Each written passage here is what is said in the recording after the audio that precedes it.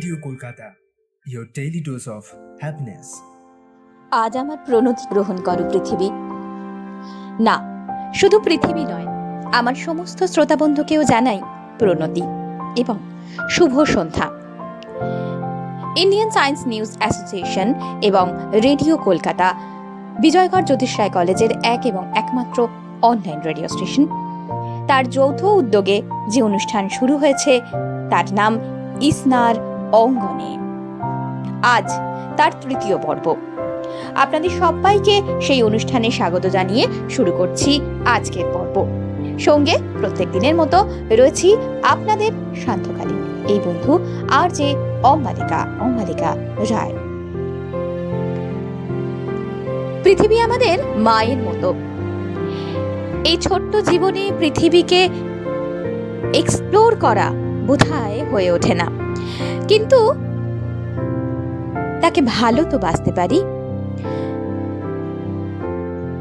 2026-এর 22শে April পৃথিবী দিবসের theme কোনটা বলবো। তার আগে বলি, এই পৃথিবীর মাঠ ঘাট, বায়ু, সবুজ প্রান্তর থেকে গভীর সমুদ্র, সবটা আমার এবং আমাদের।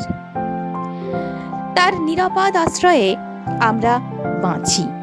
ঘুম ভেঙে যে পাখির কুজন শুনি, গ্রীষ্মের দাবদাহের থেকে বাঁচতে যে গাছের পাতার দিকে তাকিয়ে থাকি, বা বৃষ্টির থেকে বাঁচতে যে মহিরুহ আমাদের আশ্রয়স্থল হয়, যে মাটির বুকে শস্য ফলাই, যে পুকুরের মাছ আমরা খাই, সবটাই তো পৃথিবী বা ধরিত্রীর অংশ। তাকে বাঁচিয়ে রাখার দায়িত্ব কিন্তু আমাদেরই, তাকে রক্ষা করার দায়িত্ব আমাদেরই কাঁধে তুলে নিতে হবে। কবে যেন সুনীল গঙ্গোপাধ্যায় বলেছিলেন, পৃথিবীর মুখ দেখে মনে হয় যেন তার মন ভালো নেই, যেন কোনো গোপন অসুখ তাকে কুরে কুরে খায়।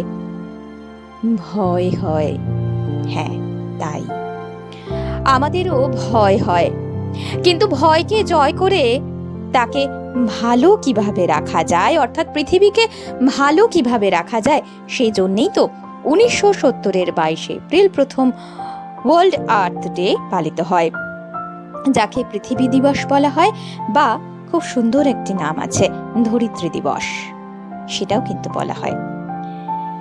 সেটাও পালিত হয় এভাবেই। আর এই নামটির সঙ্গে একটা ছোট্ট ইনফরমেশন দিয়েই দিই আর কি। আমাদের অত্যন্ত কাছের মানুষ, স্যারকে বলবো, স্যারের কাছেই আমার এই গল্পটা শোনা, প্রশান্ত কুমার বসু স্যার, তিনি এই নামটির প্রবর্তন করেন, ধরিত্রী দিবস। না, আরো অনেক গল্প হবে, সেই সব গল্প পৃথিবী নিয়ে বা অন্য কিছু নিয়েও। কিন্তু এবার বাকিটা প্রোগ্রামে চলে আসি। পৃথিবীর জল, স্থল, অন্তরিক্ষ বা জীববৈচিত্র্যকে ভালোবাসতে যে বিজ্ঞানী বা বিজ্ঞান পড়ুয়া হতে হয় না, এটা তো ঠিক। তেমনি আমাদের সঙ্গে যুক্ত হতেও লাগে না বিজ্ঞানের ডিগ্রি, লাগে একটা অনুসন্ধিৎসু মন, প্রশ্ন করার সাহস এবং বিজ্ঞান মনস্কতা। সবকটা যদি থাকে, তাহলেই আপনি ইন্ডিয়ান সায়েন্স নিউজ অ্যাসোসিয়েশনের সঙ্গে যুক্ত হতে পারেন। সায়েন্স কমিউনিকেশন এবং মিডিয়া প্র্যাকটিস বা বিজ্ঞান সাংবাদিকতা, এই যে কোর্সটি এখানে হয়, অর্থাৎ রাজাবাজার সায়েন্স কলেজের ভিতরেই আমাদের ইসনার অফিসে কিন্তু যোগাযোগ করতে পারেন। কিন্তু চলেও আসতে হবে আপনাকে। তার আগে আমি এত কথা বলবো না, তো বলবেন একেবারে অনেকটা ডিটেলসে। যা যা প্রশ্ন আছে মনে হয় এখান থেকে জানা হয়ে যাবে। আমাদের ভীষণ কাছের মানুষ, কনভেনার ডক্টর অমিত কৃষ্ণ দে স্যার, যিনি বিভিন্ন ইউনিভার্সিটিতে পড়াচ্ছেন, তার অভিজ্ঞতা, তার সবটা নিয়ে আমাদের সঙ্গে জড়িয়ে রয়েছেন, যিনি তার এত বছরের অভিজ্ঞতার কথাও শেয়ার করবেন এবং কোর্স সম্পর্কেও তথ্য দেবেন। সেদিন কিন্তু আমাদের দুজনের একটা জমাটি আড্ডা হয়েছিল। এবার শুনে নিই আমাদের দুজনের আলাপ। সেই দিন ভালোই তো জমেছিল, আপনারা দেখুন কেমন লাগে। নমস্কার, ইসনার অঙ্গনের অনুষ্ঠানে আপনাকে স্বাগত জানাই। আমরা পেয়ে গিয়েছি ডক্টর অমিত কৃষ্ণ দে। তার সময়ের অনেকটা ব্যস্ততার মধ্যে তিনি আমাদের সময় দিয়েছেন। আমরা একটু প্রশ্নেই বরং সরাসরি চলে যাই। আমরা আজকে কথা বলেছি একটু আগেই আমাদের ইসনা এবং বিজয়গা জ্যোতিষায়ী কলেজের একসাথে যৌথ উদ্যোগে এই অনুষ্ঠান, সেটা নিশ্চয়ই প্রথমেই বলা হয়েছে, কিন্তু তার মধ্যে যেটা বলেছি একটু আগে সেটা হচ্ছে আমাদের এখানে কিন্তু একটা খুব সুন্দর কোর্স হয়। তো বিজ্ঞান সাংবাদিকতা, এই বিজ্ঞান সাংবাদিকতার যে কোর্সটা সেই সম্পর্কে আমরা আজকে তার কাছে এক্সপার্ট কমেন্ট আর কি যাকে বলা যায়, তো আমরা সেইটা শুনে নেব। একটু যদি ডিটেলসে বলেন স্যার।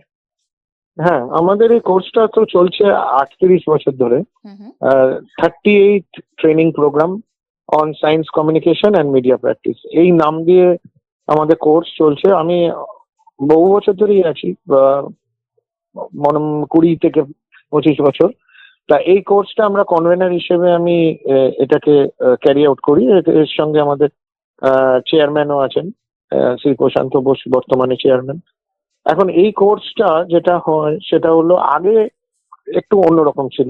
আগে ছিল এই কোর্সটা 3 মাসের, 3.5 মাসের কোর্স ছিল, এবং এই কোর্সটা আমাদের টানা আমাদের শুরু হতো 3 মাস ধরে বা 3.5 মাস ধরে শেষ হতো। হুম। তা তখন আমাদের অফলাইনে হতো, মানে আমাদের ছাত্রছাত্রী 30 জন 40 জন আসতো। হুম এবং এই ছাত্রছাত্রীরা, এখানে একটা বৈশিষ্ট্য আছে, সেটা হলো আমরা কোর্সের ছেলে মেয়েদের কোনো বয়স রাখিনি। সুতরাং যে কোনো বয়সের লোক যারা বিজ্ঞান সাংবাদিকতায় তাদের ইন্টারেস্ট আছে তারা জয়েন করতে পারে। এবং এখানে বেসিক কোয়ালিফিকেশন একটা আমরা রেখেছিলাম গ্র্যাজুয়েশন, কারণ গ্র্যাজুয়েশন না হলে লেখা বা বোঝা এই ক্ষমতা চলে যায়। কিন্তু কোনো বিজ্ঞান ওরিয়েন্টেড মানে তাদের থাকতে হবে, বিজ্ঞান পড়তে হবে, এরকম কোনো আমাদের বাধ্যকতা ছিল না। আমরা বলি যে তোমাদের যদি ইন্টারেস্ট থাকে, তোমরা যদি বিজ্ঞানের ছাত্র নাও হও, কিন্তু তোমাদের যদি বিজ্ঞান মানসিকতা থাকে এবং বিজ্ঞান মনস্ক হও, তাহলে এটা জানতে তোমরা ভর্তি হয়ে যাও। এবং সেই মতো আমাদের 30 জন 40 জন করে স্টুডেন্ট অফলাইনে হতো, এরম ভাবেই চলছিল। কিন্তু তারপরে 2020 সেই পর ভয়ঙ্কর ওই যখন বছর। কোভিড এলো, হ্যাঁ। এখন কোভিড আসতে তখন আমরা বললাম যে কোর্স কি বন্ধ করে দেবো? তখন বললো যে না, আমরা বন্ধ করবো না, আমরা এক কাজ করি, আমরা অনলাইন করি। এখন তো ওই সময় সবই অনলাইন শুরু একদম হয়েছে। একদম। হুম তা আমরা অনলাইনে তখন চালু করলাম, এবং অনলাইনে ওই পুরো কোর্সটাই চালু হয়েছিল। হুম হুম তা পুরো কোর্সটা অনলাইনে চালু হতে গিয়ে দেখা গেল যে ওই অনলাইনে 3 মাস 3.5 মাস ধরে টানা খুব শক্ত। তার কারণ 2 ঘন্টা করে শুধু অনলাইনে। আমাদের কোর্সের মধ্যে অনেকগুলো জিনিস আছে হুম যেগুলো একটু অনলাইনে অসুবিধা হয়। তার মধ্যে অনেকগুলো ওয়ার্কশপ আছে, ওয়ার্কশপে আমরা শেখাই। যেমন একটা আমরা শেখাই ট্র্যাডিশনাল মিডিয়ার থ্রু দিয়ে কি করে আমরা সায়েন্স কমিউনিকেশন করব। হুম ট্র্যাডিশনাল মিডিয়া মানে বিভিন্ন ধরনের যে ট্র্যাডিশনাল টুলস আছে, তার মধ্যে রেডিও তো আছেই, নিউজ পেপার আছে, এগুলো তো আছেই। তাছাড়া যেটা আছে সেটা হলো পাপেট, মানে পুতুল। হুম তাহলে পুতুলদের স্ক্রিপ্ট করে পুতুল নাচের থ্রু দিয়ে করা যায়, এগুলো ঠিক অনলাইনে হয় না। হুম তারপরে ভিজিটে আমরা ন্যাশনাল লাইব্রেরি পাঠাচ্ছি, বিড়লা মিউজিয়ামে পাঠাচ্ছি, আমাদের সায়েন্স সিটি যাচ্ছে, হুম বিভিন্ন ইনস্টিটিউট গুলো যাচ্ছে, আইআইসিবি যাচ্ছে, সিজিসিআরআই যাচ্ছে। এখন সেখানে গিয়ে বিজ্ঞানীদের সঙ্গে কথা বলছে, ডিরেক্টরের সঙ্গে মিট করছে। ন্যাশনাল লাইব্রেরি যাচ্ছে, সেখানে লাইব্রেরিতে বসে দেখছে। এই জিনিসটা অনলাইনে করা খুব ডিফিকাল্ট হচ্ছিল, ঠিক। এই জিনিসটা পুরোটা অনলাইনে করা যাচ্ছিল না। আর ছাত্রছাত্রীও কমে গেছে। তখন দেখা গেল অনলাইনেতে আমাদের ছাত্রছাত্রী 10 জন 15 জন হুম হচ্ছে না। তখন আমরা বসে লাস্ট 2 বছর ধরে একটা চেঞ্জ করেছি। হুম সেটা হচ্ছে যে এই পুরো কোর্সটাকে ভাগ করেছি দুভাগে। আচ্ছা। দুভাগে ভাগ করে 6 সপ্তাহ 6 সপ্তাহ করে, মানে 7 সপ্তাহ 7 সপ্তাহ হয়। হুম যাই হোক, 1.5 মাস বা 1 মাস 10 দিন এরকম হুম করে দুটো ভাগ করে একটাতে নাম দেওয়া হয়েছে বেসিক। আচ্ছা। এবং বেসিকটা আমরা ওপেন করে দিয়েছি ক্লাস 12 পাস করলে। ওকে। এটা আগে ছিল না। হুম তো ক্লাস 12 করে অনেকে কি করব করে বসে থাকে, তা আমরা ক্লাস 12 করে ওপেন করে দিয়েছি। হুম আর অ্যাডভান্সে আমরা গ্র্যাজুয়েশন রেখেছি। আচ্ছা। এখন কিন্তু ঘটনা হলো আবার সেই একই সমস্যা। এই দুটো করতে গিয়ে আমরা দেখলাম যে অফলাইনে লোক হচ্ছে না। হুম তখন আবার আমাদের অনলাইন এবং ব্লেন্ডেড মোড টা বলা হলো, কিন্তু ব্লেন্ডেড মেড করতে গিয়ে দেখা যাচ্ছে যে বেশ কিছু ছাত্রছাত্রী আসছে যারা পশ্চিমবঙ্গের বিভিন্ন জায়গা থেকে, আচ্ছা দূরে দূরে। আচ্ছা এর আগে কি ছিল, আগে তো আমাদের স্টুডেন্টরা দূর থেকেই আসতো, যেমন দুর্গাপুর থেকে আসতো, মিদনাপুর থেকে আসতো। হুম ওরা ক্লাস করে 6টা থেকে 8টা ক্লাস ছিল, আচ্ছা 6টা থেকে 8টা ক্লাস করে 8টার সময় ট্রেন ধরে বাড়ি যেত, মানে কোনোদিন কেউ বলেনি প্রবলেম, বর্ধমান হুম থেকে আসছে। হুম কিন্তু এখন কেন জানি না এই জেনারেশন মুভ করতে চায় না, মানে কাছাকাছি হলেও হুম কলকাতার একটু বাইরে হলেও তারা মানে ফিজিক্যালি আসতে চায় না। আচ্ছা তো ওই জন্য আমাদের অনলাইনটাই রাখতে হয়েছে। হুম হুম যদিও সম্প্রতি আমরা যে কোর্সটা করছি অ্যাডভান্স, সেখানে যে ছেলেমেয়েরা আছে তারা কিন্তু ফিজিক্যালি আসছে, মানে আচ্ছা যখন বলা হচ্ছে আসছে, এখন ওটা একটা আশার দিক। হুম এবং আশা করবো ভবিষ্যতে আমরা আবার ফিজিক্যালি যেতে পারবো। ঠিক তাই তা যাই হোক, এই কোর্সটার সম্বন্ধে আমি একটু বলি। হ্যাঁ এই এই কোর্সটা যেটা হচ্ছে যে আমরা বিজ্ঞান মানসিকতা, তো হুম হুম এখন বিজ্ঞানের ছাত্রছাত্রী এদের অধিকাংশই নয়, হুম এবার অনেকেই আছে যারা physics honours, chemistry honours, zoology honours, কিন্তু অনেকেই আছে যারা ইংলিশ, তারপরে বাংলা, হিস্ট্রি হুম ইত্যাদি ইত্যাদি। এখন তারা কি করে বুঝবে হ্যাঁ এখন? সেক্ষেত্রে আপনারা কি ধরনের প্রবলেম ফেস করছেন? হ্যাঁ, প্রবলেম মানে আমরা হুম তো এটা তো জনসাধারণের জন্য করছি, হুম হুম সুতরাং আমাদের পুরো লেখালেখি বলা সমস্ত যারা আমাদের রিসোর্স পার্সন আছে, প্রায় 30 থেকে 40 জন রিসোর্স পার্সন আছে, হুম সেই রিসোর্স পার্সনরা কিন্তু যে ভাষায় মানে বক্তৃতা দেবে, বোঝাবে, হুম হুম সেটা একদম সাধারণ গ্রামের লোকেরাও যাতে বুঝতে পারে। একদম এবং আর টেকনিক্যাল টার্ম অবশ্যই ইউজ হয়, কারণ হুম। সেগুলো আমাদের বিজ্ঞানের একটা পার্ট। হুম হুম তা সেই টেকনিক্যাল টার্ম গুলোকেও ব্যাখ্যা করে বোঝানো হয় আচ্ছা যে সেটা যে কি করে বলবে, এবং তাদের আমরা তৈরি করি, মানে তাদের আবার বলি যে তোমরা লেকচার দাও, আমরা শুনি, আচ্ছা তোমরা ডিবেট করো, তোমরা বলো, তোমরা বিজ্ঞানের ছাত্র নয় কিন্তু একটা বিজ্ঞান টপিক কি করে তোমরা ডিল করবে, হুম তুমি সেটা বলো। হুম একটা ইন্টারভিউ নিতে যাচ্ছ একটা বিজ্ঞানীকে, হুম তুমি তো তার সম্বন্ধে মানে বিজ্ঞান সম্বন্ধে কিছুই জানো না, হুম তাহলে তুমি তার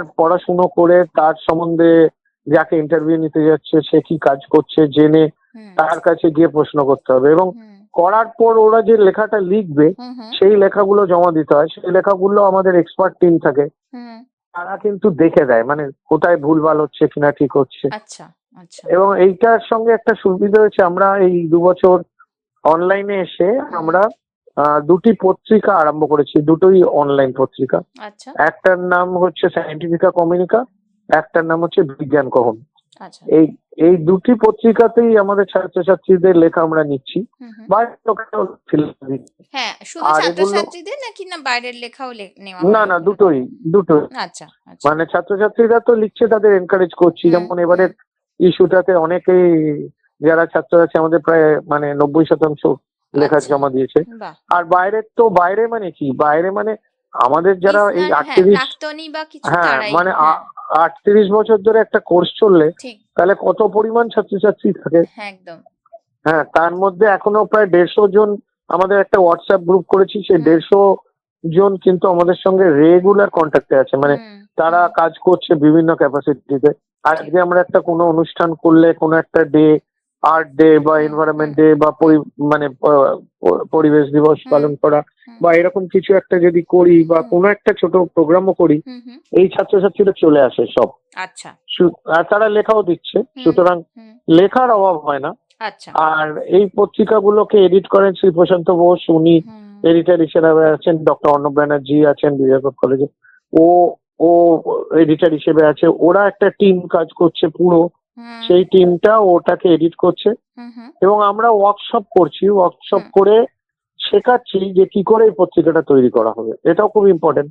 আচ্ছা মানে আমরা পত্রিকা করে দিলে তো হবে না, পত্রিকা না তো আমাদের ছাত্রছাত্রীদেরও কম্পোজ করতে শিখতে হবে। ঠিক তাই তা তারাও কম্পোজ করা শিখছে। আচ্ছা তারা বিভিন্ন ভাবে পত্রিকা বাংলা এবং ইংরেজি কি করে কি সফটওয়্যার ইউজ করবে, হুম হুম কিরকম ভাবে ডিজাইনিং করবে, যাতে ভবিষ্যতে তারা ইন্ডিপেন্ডেন্টলি কোনো পত্রিকা পাবলিশ করতে পারে। ই জার্নাল, আচ্ছা শুধু ই জার্নাল নয়, আমরা ট্যাবলয়েড হিসেবেও বার করতে পারবো, হুম নিউজ পেপার হিসেবেও বার করতে পারবো। হুম তো এগুলো আমরা শেখাই ওয়ার্কশপে। আচ্ছা আর এবার একটা আমার নতুন জিনিস, আচ্ছা হ্যাঁ বলুন ওই রেডিওটা বলছি, হুম রেডিও হুম কলকাতা। হুম হুম আসলে বলতে থাকলে অনেক, তো হুম হুম ও হুম মানে এত বছরের প্রোগ্রাম, এতটা তাই প্রোগ্রাম। তো হ্যাঁ হ্যাঁ তা রেডিও কলকাতা, যেটা এখন আমি যেখানে বলছি, হুম হুম এটাও কিন্তু একটা সৃষ্টি আমাদের ইসনার সঙ্গে অ্যাটাচড হয়ে, এবং যেটা শুরু করেছিল এরা রেডিও কলকাতা, ওদের সঙ্গে আমাদের বিজয় জ্যোতিষাচার্যের সঙ্গে একটা এমওইউ করা আছে। হুম হুম আমাদের একটা করে অনুষ্ঠান হচ্ছে ইসনা থেকে, হুম হুম এবং সেখানেও আমাদের ছাত্রছাত্রীরা ইনভলভড আছে। হুম সবচেয়ে বড় কথা হচ্ছে যে এই রেডিও কলকাতার ট্রেনিংও হচ্ছে, হুম মানে আমরা একটা আলাদা আলাদা ওয়ার্কশপ করছি, হুম যেখানে যারা রেডিও কলকাতার সঙ্গে যুক্ত যে টিমটা, হুম হুম সেই টিমটা হুম এইরকম আর কি, অনেক বলতে থাকলে প্রচুর। হ্যাঁ হ্যাঁ হ্যাঁ না, হুম, আমি আরেকটা যেটা ছোট্ট জিনিস জিজ্ঞেস করার জন্য বলছি যে আমাদের ছাত্রছাত্রীরা তো আপনি বললেন যে বিভিন্ন জন বাইরে থেকে আসছে, এগুলো হলো, তো তারা যে ভিজিটে যাচ্ছে, আপনি যে বললেন যে ভিজিটে যাচ্ছে, সেই ভিজিটে তারা কতটা মানে ইন্টারেস্টেড আপনার মনে হচ্ছে? এবং মানে সেটা তো একটা ভীষণ ইন্টারেস্টিং যে আমরা তো সাধারণ ক্ষেত্রে হঠাৎ করে কোনো সায়েন্স সিটি বা যে কোনো জায়গাতেই হোক হঠাৎ করে চলে যাওয়া হয় না আমাদের কারুর পক্ষে, যারা সাধারণ মানুষ বলছি আর কি।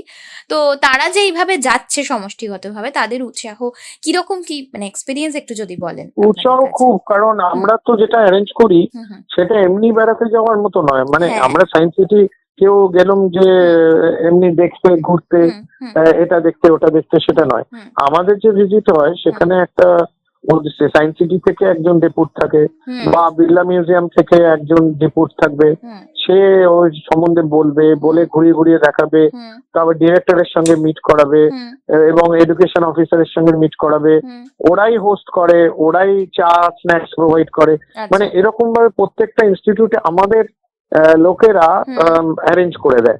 যেমন আচ্ছা অল ইন্ডিয়া রেডিও আছে তার হুম মধ্যে একটা, হুম আহ, তারপরে আমি বললাম ন্যাশনাল লাইব্রেরি আছে, তো হুম ইনস্টিটিউট গুলো আছে, যেমন hmm central glass and ceramic research institute, hmm hmm এরকম। সুতরাং এইগুলো দেখার জন্য ছাত্রছাত্রীরা খুব পাগল।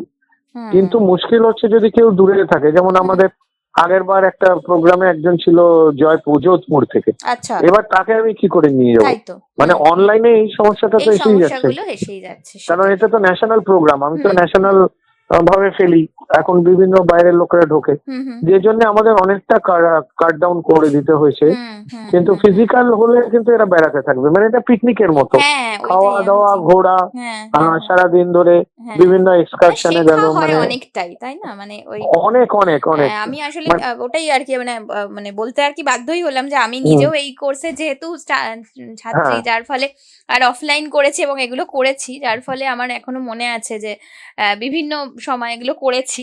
তো তার একটা অন্যরকম পজিটিভ ভাইবস আছে, যেটা ওই সবাই একসাথে মিলে প্রশ্ন করা, একসাথে টিম ওয়ার্ক করে আমরা যেটা আমি জানি না মানে এখনো নিশ্চয়ই ওরা করে, মানে আমি হ্যাঁ বলতে চাইছি হ্যাঁ যে এই যে একদম প্রজেক্ট ওয়ার্কটা আমরা যে পরের দিকে একদম, একটা প্রজেক্ট ওয়ার্ক দেওয়া হয় আর কি হুম ওদেরকে হুম হুম, নিজস্ব, সেখানে আমরা টিম করে মানে 2 জন কি 10 জন যাই হোক, কিন্তু টিম করে করতাম। তো সেই কাজটাও নিশ্চয়ই এরা করে, তো এখন সেক্ষেত্রে এখন করে, হ্যাঁ। হুম হুম এখন আমরা প্রজেক্টটা একটু চেঞ্জ করে, হুম প্রজেক্টে আগে আমাদের যে কোনো একটা টপিকের ওপর খুঁজে তার ওপর হুম নিয়ে লেখা হতো, হুম এখন যেহেতু এই মিডিয়া এত বেশি হাতের অ্যাডভান্সড মুঠোয়, হয়েছে, হ্যাঁ তা হ্যাঁ আমি ওই জিনিসটাকে পুরো চেঞ্জ করে দিয়েছি, হুম হুম দিয়ে এখন একটা সার্ভে বেসড প্রজেক্ট করে দিয়েছি। আচ্ছা সার্ভে আচ্ছা বেসড মানে কোনো একটা ইনভেস্টিগেটিভ প্রজেক্ট হচ্ছে, হুম মানে হুম কোনো একটা কাজ এমন একটা থিম বার করলো, যে হুম থিমটা তে সে সবার কাছ থেকে কোয়েশ্চেন তৈরি করলো, হুম হুম করে তার কাছ থেকে প্রশ্নের উত্তর নিল, হুম উত্তর নেবার পর একটা ডেটা তৈরি করলো, আচ্ছা ডেটা তৈরি করে একটা রিসার্চের রেজাল্ট দিল। বাহ সুতরাং এটা মিনি রিসার্চ টাইপের হয়েছে, এবং হুম হুম ইন্ডিভিজুয়ালি করছে। আচ্ছা আমরা এখন জোর করে দিয়েছি ইন্ডিভিজুয়ালি, বাহ কারণ এখন ওই ইন্টারনেট ঘেঁটে তো সব ডাউনলোড করে হুম নয়তো এআই এর সাহায্যে করে দেবে, করে দেবে, সেই কিন্তু সেই অরিজিনালিটি থাকবে না। হুম হুম হুম হুম সেজন্য নিজেরা এই ব্যাপারটা হুম, করতে পারছে আর কি, সেটাই একদম। সেটাই। আচ্ছা, আর বাকি যে প্রশ্নটা আরেকটা আমার একটু জানতে ইচ্ছা করছে যে হুম, আমরা যে এই যে এখানে মানে কিভাবে নোটিস, মানে আমরা তো আজকে ধরুন যে অনুষ্ঠান করছি রেডিও কলকাতার সঙ্গে যারা যুক্ত তারা অনেকেই শুনছেন, কিন্তু আমি বলতে চাইছি যে আমরা যখন যে কোনো এই কোর্সটা হচ্ছে, অ্যাডভান্স হোক আর বেসিক হোক, তার কি ধরনের মানে অ্যাডভার্টিজমেন্ট আমরা কিভাবে পাই? হুম অ্যাডভার্টাইজমেন্ট আমরা মানে খবরটা একটা তো কিভাবে পাবো আর কি? একটা তো কর্মক্ষেত্রে সবসময় বেরোয়, হুম হুম হুম একবার দুবার করে বেরোয়। হুম আগে আমরা টেলিগ্রাফ, আনন্দবাজার, মানে মেন পত্রিকাগুলোতেও দিতাম, হুম হুম স্টেটসম্যান ইত্যাদি, কিন্তু এখন যেটা আমাদের বড় সমস্যা দাঁড়িয়েছে সেটা হুম হলো, আগে আমাদের সঙ্গে department of science and technology ছিল, আচ্ছা বছরের পর বছর 10 বছর 12 বছর ধরে ওরা আমাদের সঙ্গে কোলাবোরেট করেছে, ফান্ডিং দিয়ে গেছে করতে। কিন্তু লাস্ট 2 বছর ধরে ডিএসটি একটা সংস্থা ছিল বিজ্ঞান প্রসার, সেটা বন্ধ হয়ে গেছে। বন্ধ হয়ে যেতে আমাদের ডিএসটি থেকে কোনো ফান্ড আসছে না, মানে কোনো গভর্নমেন্ট থেকে কোনো ফান্ড আসছে না। এখন গভর্নমেন্টে ফান্ড না থাকলে যেটা করছি আমরা, খবরের কাগজে অ্যাডভার্টাইজমেন্টটা খুব বেশি রকম খরচা, ওই জন্য আমরা দিতে পারছি না। কিন্তু আমরা সোশ্যাল মিডিয়া, সোশ্যাল মিডিয়াতে পুরো আমরা ইউজ করছি। ফেসবুকে তো সবসময় থাকছে, প্লাস ইনস্টাগ্রাম, বিভিন্ন জায়গায় আমার ছাত্রছাত্রীরা আমাদের রেকর্ডিং করে করে ওরা বলছে। তারপরে ইউটিউবে আমাদের প্রোগ্রাম গুলো তোলা হচ্ছে, সবকটা প্রোগ্রাম হাইলাইট করার জন্য। সুতরাং এগুলো করা হচ্ছে। আর নোটিশ করে করে ইউনিভার্সিটি গুলোতে, কলেজ গুলোতে পাঠানো হয়। আর মাঝে মাঝে ক্যাম্পেন হয়। ক্যাম্পেন মানে আমরা কোনো একটা কলেজে গিয়ে বলি যে এটা এই কোর্সটায় সায়েন্স জার্নালিজম কি, তার ইম্পর্টেন্স কি, এরকম ভাবে চেষ্টা করা। কিন্তু এখন তো পাওয়া মুশকিল ছাত্রছাত্রীদের, খুব এইটাই প্রবলেম। না ঠিক আছে, নিশ্চয়ই আমাদের মানে পজিটিভ ভাইবসটা আমাদের রাখতেই হবে আর কি। আমরা আশাবাদী যে আরো নিশ্চয়ই আসবে আমাদের বন্ধুরা। তবে একটাই জিনিস আমার মনে হয় যে মানে আমাদের তো এইটাই মানে উল্লেখ, একটা উদ্দেশ্য আর কি, যে সমাজকে যাতে সংস্কার মুক্ত করতে পারি, কুসংস্কার মুক্ত করতে পারি আর কি। এই লক্ষ্যে আমাদের সবারই এগিয়ে যাওয়ার কথা। তো আমরা যারা বিজ্ঞান কর্মী নিজেদেরকে বলতে পারি আমরা। তো যাই হোক, এইটুকুনি, ধন্যবাদ। আমি নিশ্চয়ই আবারও কথা হবে। ভালো থাকবেন, সুস্থ থাকবেন। অনেক ধন্যবাদ। অনেক অনেক ধন্যবাদ স্যার। ট্রেনিং এর গল্প যখন হলোই, সেখানে বেশ কিছুটা আমার কিন্তু ইন্টারেস্টিং লেগেছে। মানে আমি নিজেও স্টুডেন্ট, এটা আপনারা জানেনই, শুনলেনই। তো যারা স্টুডেন্ট রয়েছে তারা তো বেরিয়ে পড়ে এদিক ওদিক ট্যুরে আর কি। তো সেসবের গল্প শুনে নিলাম। তার মধ্যে তাদের সঙ্গে এবার দেখব একেবারেই যাকে বলে এ কলকাতার ভেতর আছে আরেকটা কলকাতা। কোথায় গিয়েছিল তারা সেই আরেকটা কলকাতা দেখতে? কতটা উত্তেজিত নিজেরাই বলুক না। তার আগে বরং একটা কাজ করি। প্রকৃতি বা বসুন্ধরা, তাকে ভালোবেসে একটা কবিতা লিখে পাঠ করেছে আমাদেরই এক ছাত্রী, ডক্টর মুকুলিকা জানা চ্যাটার্জি। স্বরচিত কবিতা পাঠ শুনেই আমরা কিন্তু শুনবো একদিন দল বেঁধে কোথায় গেছিল তারা। নমস্কার, আমি ডক্টর মুকুলিকা জানা চ্যাটার্জি। আমাদের এই বসুন্ধরাকে ভালোবেসে তারই উদ্দেশ্যে লেখা আমার একটা কবিতা আপনাদের সবার সাথে আজ ভাগ করে নেব। কবিতার নাম প্রিয় বসুন্ধরা। মেঘে মেঘে ধাক্কা খেলেই চিন্তা আসে মনের মাঝে। এখন তো খুব বৃষ্টি হবেই, কিন্তু পরে আর কি হবে? সময়ে ঠিক বৃষ্টি পাবো? বাঁচবে তো গাছ মানুষজনে? না হয় যদি বৃষ্টি পড়ে, আকাশে মেঘ নাইবা থাকে, শীর্ণ নদীর ক্ষীণ কায়াটি শুকিয়ে যাবে মরণ ফাঁদে। আমরাও কি বাদ যাব মা অদেখা সেই ভবিষ্যতে? ও মা, তুই রাগ করেছিস? তুই কি খুবই অভিমানী? আর হবে না ভুল আমাদের, করিস ক্ষমা নিজের গুণে। মন খারাপই বেবাগ ভুলে হাসবি রে আয় মেঘের দেশে। রিমঝিমঝিম বৃষ্টিতে তোর বাজুক নুপুর মল্লারেতে, পরাণ বিনার মূর্ছনাতে আয় খুশিতে প্রাণ জুড়িয়ে। হাওয়ার পরশ লাগিয়ে নাচুক নদী মানুষ বন বনানি, পদ্ম পাতার জলের ফোঁটায় থাকুক তোর রূপের সাজি। বসুন্ধরা আমরা তোরই, তুই আমাদের সবার মাঝে। বাহ, অপূর্ব একটা যেমন লেখনী তেমনই পাঠ। খুব সুন্দর মুকুলিকা। এমন লেখায় এবং উপস্থাপনা ভবিষ্যতে আরো পাবো, আশা না দাবি রাখলাম তোমার কাছে।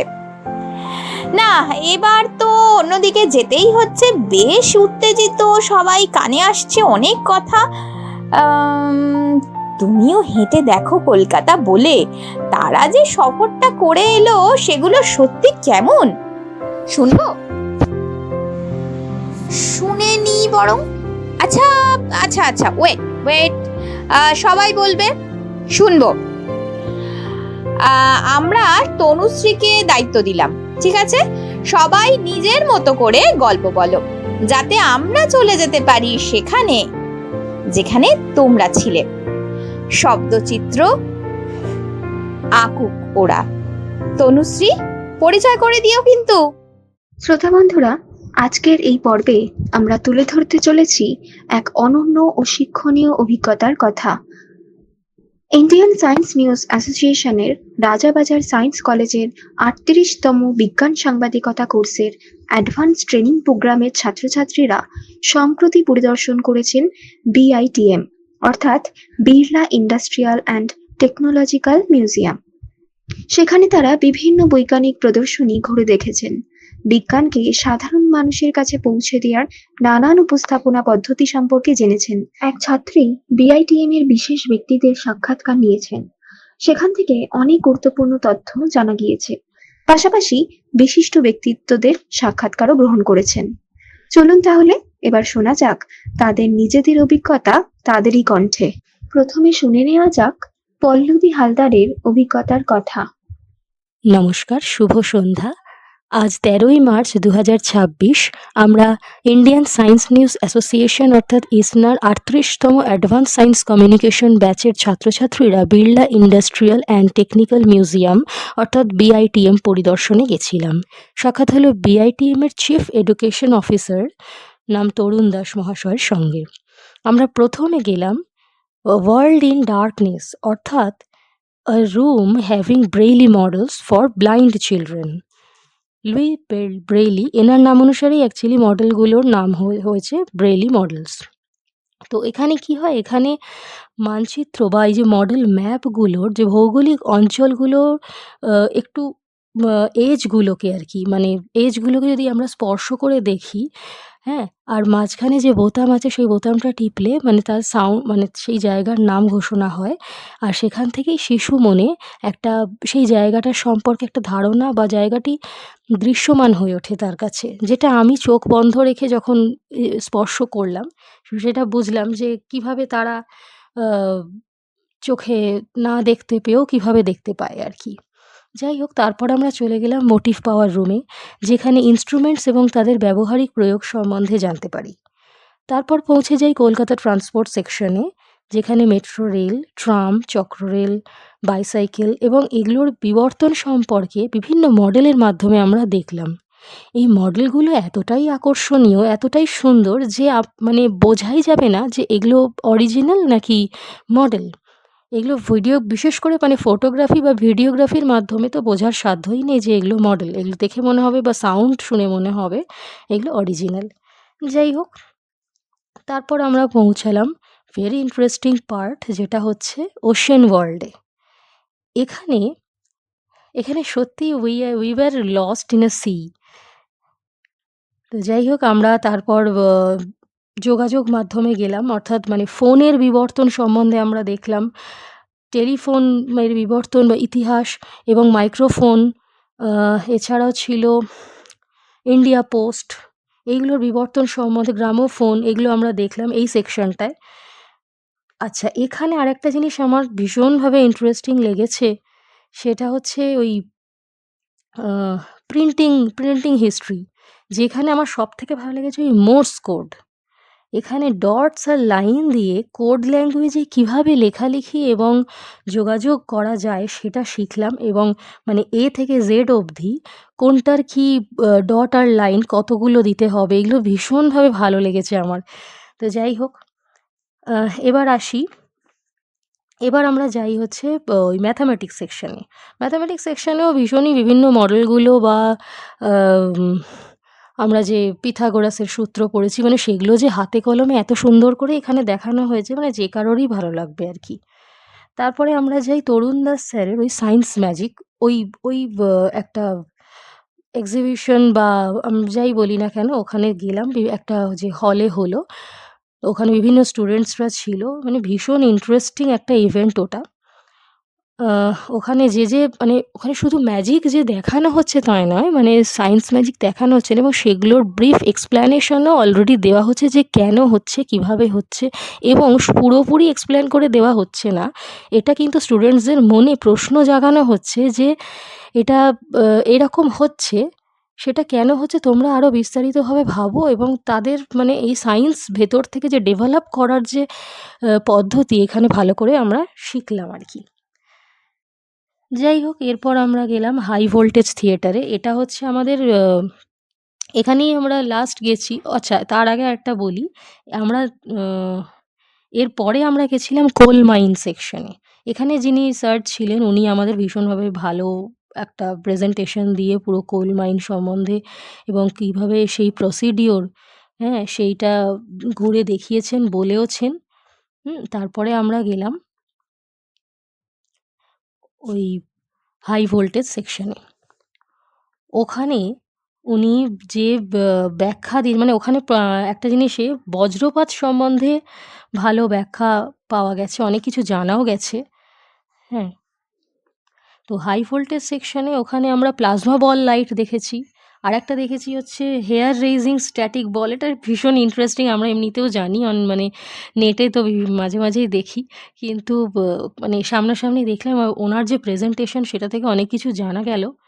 ওভারঅল খুব মানে বিআইটিএম ভিজিটের অভিজ্ঞতা হিসেবে বলতে পারি আমি, আমার অন্তত লাইফে প্রথমবার আমি গেলাম বিআইটিএম, এবং মানে ভেতরে ওই গ্যালারিটা ঘুরে দেখার যে এই সৌভাগ্য আমার হলো, এই যে সুযোগটা পেয়েছি, তার জন্য আমি ইন্ডিয়ান সায়েন্স নিউজ অ্যাসোসিয়েশনের কাছে কৃতজ্ঞ থাকব। অবশ্যই কৃতজ্ঞ থাকবো বিআইটিএমের কাছে, স্যারের কাছে, তরুণ স্যার এবং সবার কাছেই। এছাড়াও আমি কৃতজ্ঞ থাকবো অমিত স্যারের কাছে, প্রশান্ত স্যার এবং ইসনার সকলের কাছে, এবং আমার ব্যাচের সবার কাছেই আমি ধন্যবাদ জানাই। সবাই মানে ভীষণ ভালোভাবে কোঅপারেটিভ সবাই। এবং যাই হোক, আমার আজকের দিনটা ভীষণই শিখে মানে যা শিখেছি, যা জেনেছি, এবং সেগুলো হয়তো আগে অনেকটাই পড়েওছি আমরা, কিন্তু এইভাবে যে সুন্দর করে প্রেজেন্ট করে দেখানো, এইগুলো কিন্তু সত্যি আরও মানে যারা ছোট, মানে আমাদের থেকে জুনিয়র স্টুডেন্ট যারা আছে তাদের জন্য ভীষণই উপকারী। আর মানে সায়েন্সকে এইভাবে প্রেজেন্ট করা, মানে বিজ্ঞানের শাখার না হলেও যে কোনো শাখার মানুষের কাছেই এটা অত্যন্ত আকর্ষণীয়। মানে বিজ্ঞানকে কিভাবে আকর্ষণীয় করে তোলা যায় সেটা আমি এখান থেকে বেশ ভালোই আমি শিখলাম। যাই হোক, আমার খুবই ভালো লেগেছে। হ্যাঁ, আমি ধন্যবাদ জানাই অমিত স্যার, প্রশান্ত স্যার, সৈকত স্যার, মালবিকা ম্যাডাম, পুরো টিমকেই আমি জানাই আন্তরিক কৃতজ্ঞতা। ধন্যবাদ। এবার মুকুলিকা জানা চ্যাটার্জি জানাচ্ছেন তার অনুভূতি। আমি ডক্টর মুকুলিকা জানা চ্যাটার্জি।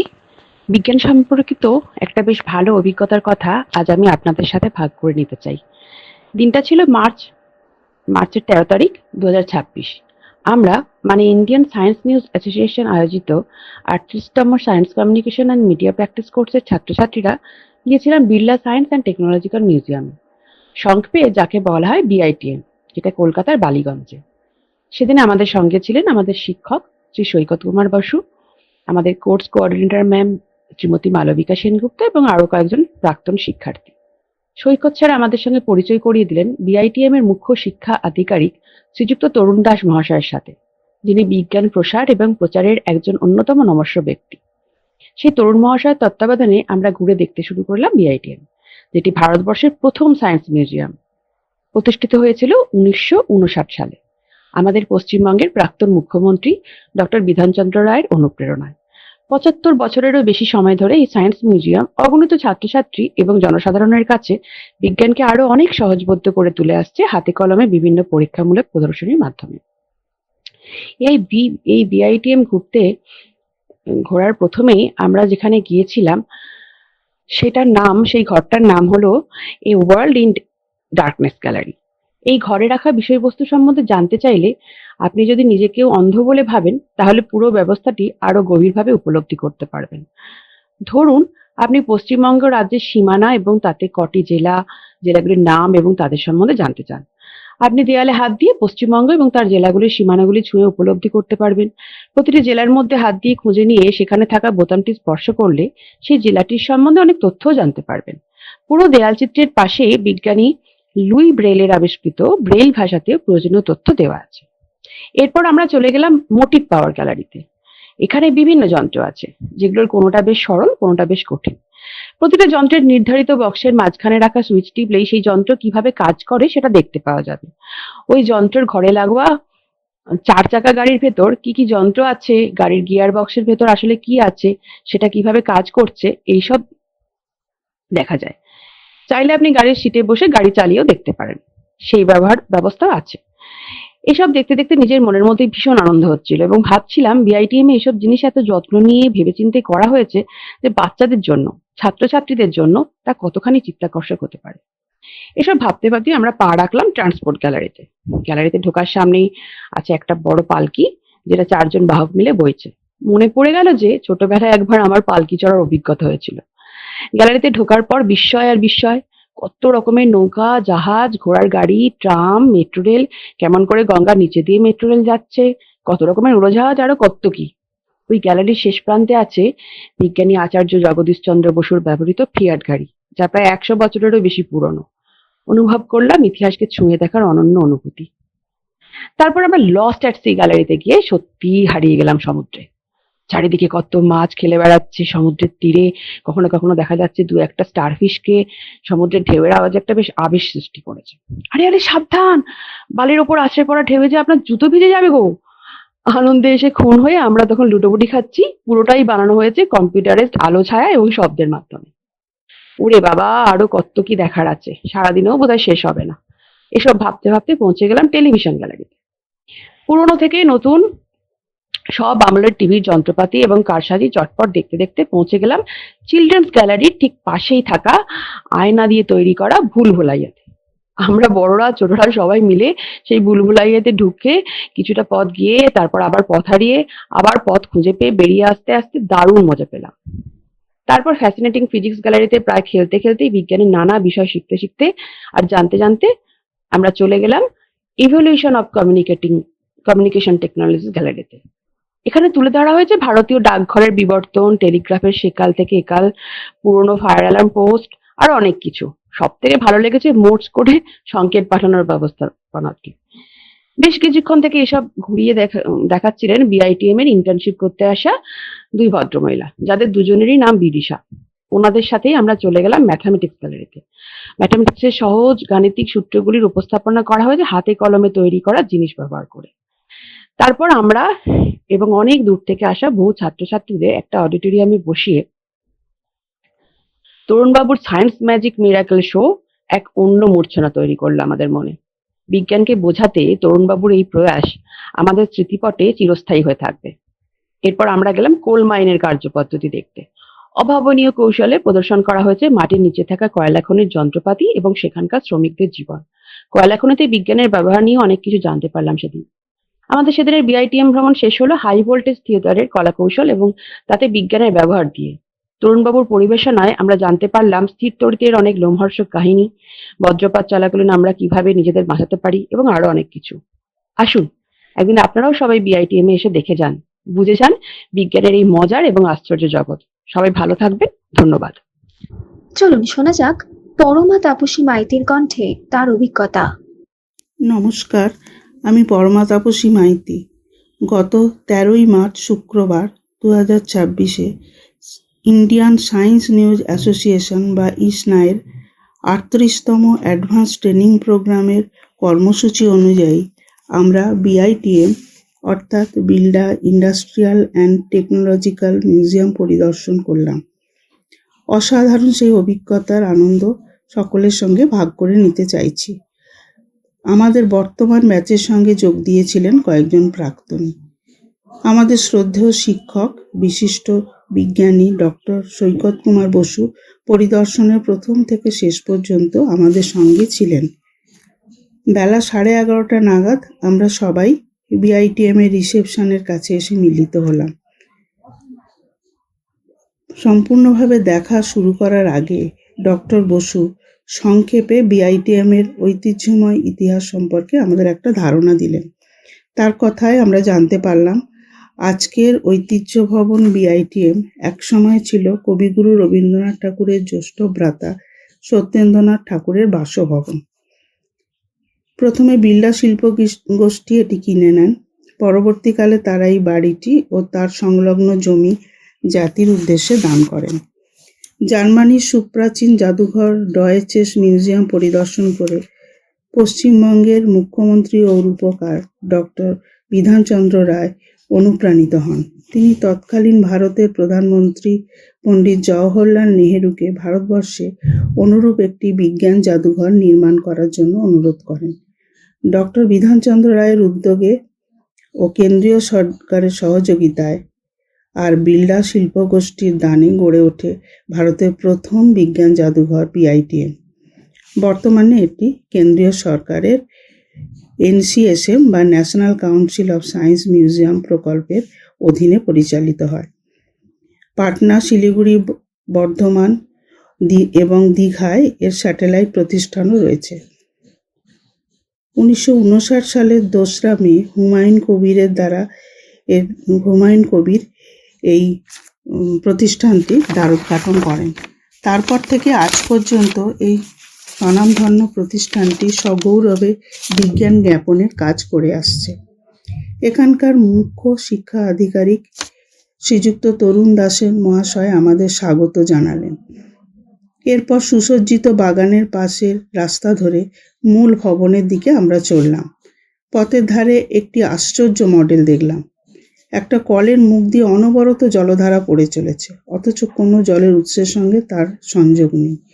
পরে জেনেছি আলোর বিশেষ ধর্মের কারণে এই দৃষ্টিবিভ্রম। মূল ভবনের প্রবেশের মুখে দেখলাম কয়েকজন বিশিষ্ট ভারতীয় মহিলা বিজ্ঞানীদের মর্মর মূর্তি।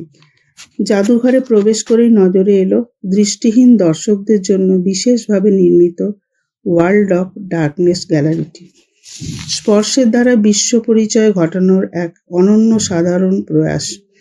গ্যালাক্সি, সৌরজগৎ, ধ্রুবতারা, পৃথিবীর আভ্যন্তরীণ গঠন, পশ্চিমবঙ্গ ও ভারতের মানচিত্র, কি নেই সেখানে। আর যা কিছু লেখা সবই রয়েছে ব্রেল অক্ষরে লেখা।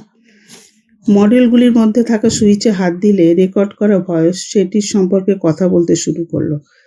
এরপর এক গ্যালারি থেকে অন্য গ্যালারিতে গিয়ে বিভিন্ন বিষয়ের ওপর ভিত্তি করে সজ্জিত মডেলগুলি দেখতে লাগলাম। ভিনটেজ ভয়েস গ্যালারিতে যোগাযোগ প্রযুক্তির বিবর্তন এর বিভিন্ন মডেল দেখে খুবই ভালো লাগলো। গণিতের জন্য নির্দিষ্ট গ্যালারিটিও ছিল খুব আকর্ষণীয়। বীজগণিত, সংখ্যাতত্ত্ব, বিশেষ করে জ্যামিতি বিষয়ের বিভিন্ন মডেলগুলি গণিতের মতো জটিল বিষয়কে খুব সহজ করে উপস্থাপিত করা রয়েছে এখানে। AI, উন্নত ইলেকট্রনিক প্রযুক্তিতে তৈরি ভার্চুয়াল রিয়েলিটির সার্থক উদাহরণ দেখলাম লস্ট অ্যাট সিতে। আলো ছায়া তৈরি সমুদ্রের ঢেউ আর তার মধ্যে নানান প্রাণীদের আসলের মতোই লাগছিল। এরপর গ্যালারি থেকে গ্যালারি ঘোরার পর পপুলার সায়েন্সের একটি বিশেষ show science magic and miracle দেখার অভিজ্ঞতা হলো। তরুণবাবুর অসাধারণ উপস্থাপনায় 8 থেকে 80 বছরের সমস্ত দর্শক শোয়ের প্রতিটি মুহূর্ত উপভোগ করছিল। উচ্চ রসবোধ, গভীর বিষয় জ্ঞান, নিপুণ ব্যবহারিক বিদ্যার কৌশল আর দর্শকদের মনস্তত্ত্ব সম্পর্কে স্বচ্ছ ধারণার সঙ্গে সহজ সরল আকর্ষণীয় পরীক্ষা নিরীক্ষার মাধ্যমে অত্যন্ত সাবলীল ভঙ্গিতে তিনি শোটি সফলভাবে পরিচালনা করলেন। এইভাবে তিনি শিশুদের বিজ্ঞানের প্রতি আকৃষ্ট করেন।